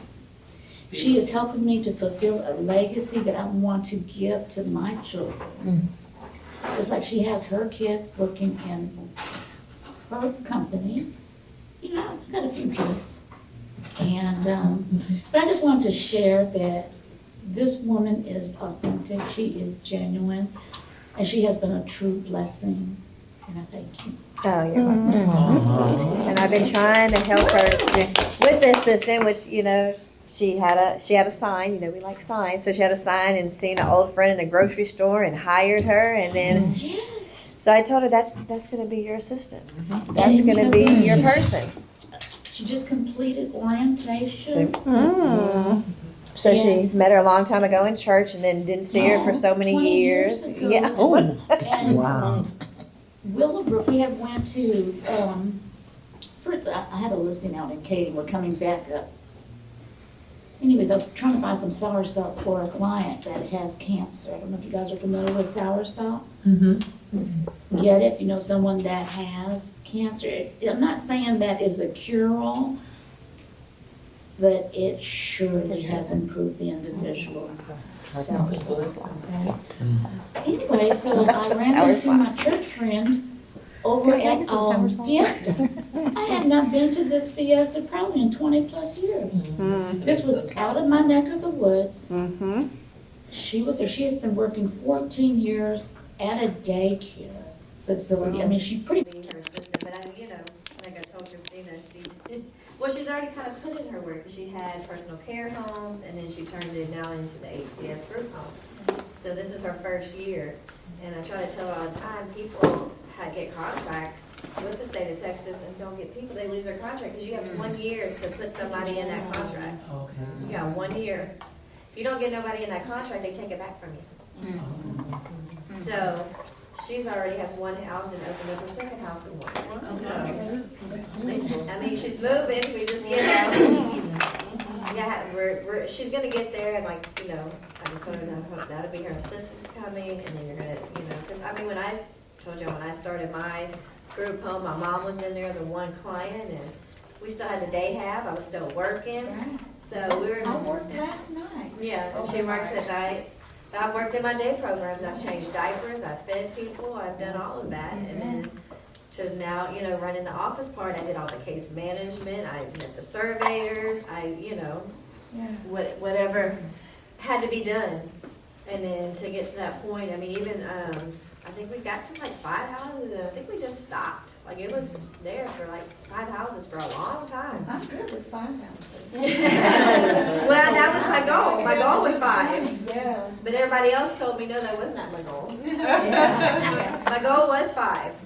And then I said, okay, we got to 5, okay, 10. And then I don't know what happened, how we got to 20. Yeah. Like, I don't even know how we got to 20, but yes, and then COVID, we grew. We grew during COVID. And that was a scary time too. Yeah. Because people were closing, people were sending people home with their families. They couldn't take care of them. They got to get back to the house. So we actually grew during COVID. And then, like I say, we fluctuate between 18, 20 houses, full houses right now. And then we had a situation where a drunk driver hit one of our vans this year. Oh, wow. And we were like, okay, this I mean, the whole, like that took a lot of me. It was like 15 years of hard work, and this one drunk driver, like, put this whole little cloud over us. I'm not gonna cry. So, you know, we were like, okay, but we were still, like, Don was still talking to people. Yeah. Even one of the persons even told them not to move with us, and they still did. So, and she's still with us now. But again, I mean, we went through some trials this year with that. And then the phones had stopped ringing, and Don was like, why are the phones not ringing? I'm like, Donna, it's okay. We're going to be all right. And then this week we've had like 5 to 8 phone calls and move-ins, and it's just, but again, like you were saying, the waves, it's a roller coaster for me. I'm on a roller coaster. Yeah. I'm like up and down, and then my daughter, you know, she's really trying to, you know, we opened up our Texas Home Living program again, so we're trying to figure that back out with CFC and respite. We got the pharmacy, the transportation company, and then Lonnie put me together with another person. That's on you. I hosted a retreat and they sat next to each other and I was like, here we go. Oh my God. So the person that she's talking about, she's a real estate investor, and she was a nurse. She's a Virgo. I'm the first, she's the second. So we are like carbon copies of each other. We're not scared of too much, you know, we'll try it out. If it works, it works. If it don't, try something else. So we've been talking, and we're putting together another business. So we go last night to an event, and we're sitting at this event, and we know it's all it's not a scam, but we know it's to get money. It's the ebooks and the conferences and different things. But we were just going to hear about the assisted living, because that was how they marketed it to us. It was a free event. Come listen to our class about assisted living, because that's what we want to do. So we listened to the whole thing, and then at the end, you know, he started asking for $500, and we politely got up and left because we got what we needed out of it. And so really what we got out of it, I just said, well, that's our confirmation. His goal is to have 100. So we looked at each other and said, well, what's our goal? We're going to open up 100 assisted living. Oh my goodness. But you're going to start with one. We're going to start with one. Right? But it was just so, I mean, it was a good little, I mean, we went there, we listened to what they're saying, how you do it. Because she has a lot of properties. I have the health care. And we're just going to, not really, merge. We're creating a whole nother component to it. Because, again, I wanted to do assisted living before all this, because sometimes we get phone calls. We got a phone call like the dad was going to drop his 25 or 30-year-old off the fire station. He couldn't take care of her. Single dad. He had no services. What is he going to do? Special, you know, she had all these special needs and these things that he, you know. He said, I'm about to drop her off at the fire station, because he didn't know what to do. So then that's when I was like, okay, well, I need to create something. I need to create houses where they can come, private pay, put staff in there as needed or whatever, and that was the whole. So that kind of dream started a while back, because private pay, I mean, the assisted living is more private pay. Private pay, I think they do have some type of insurance or that can cover some stuff. So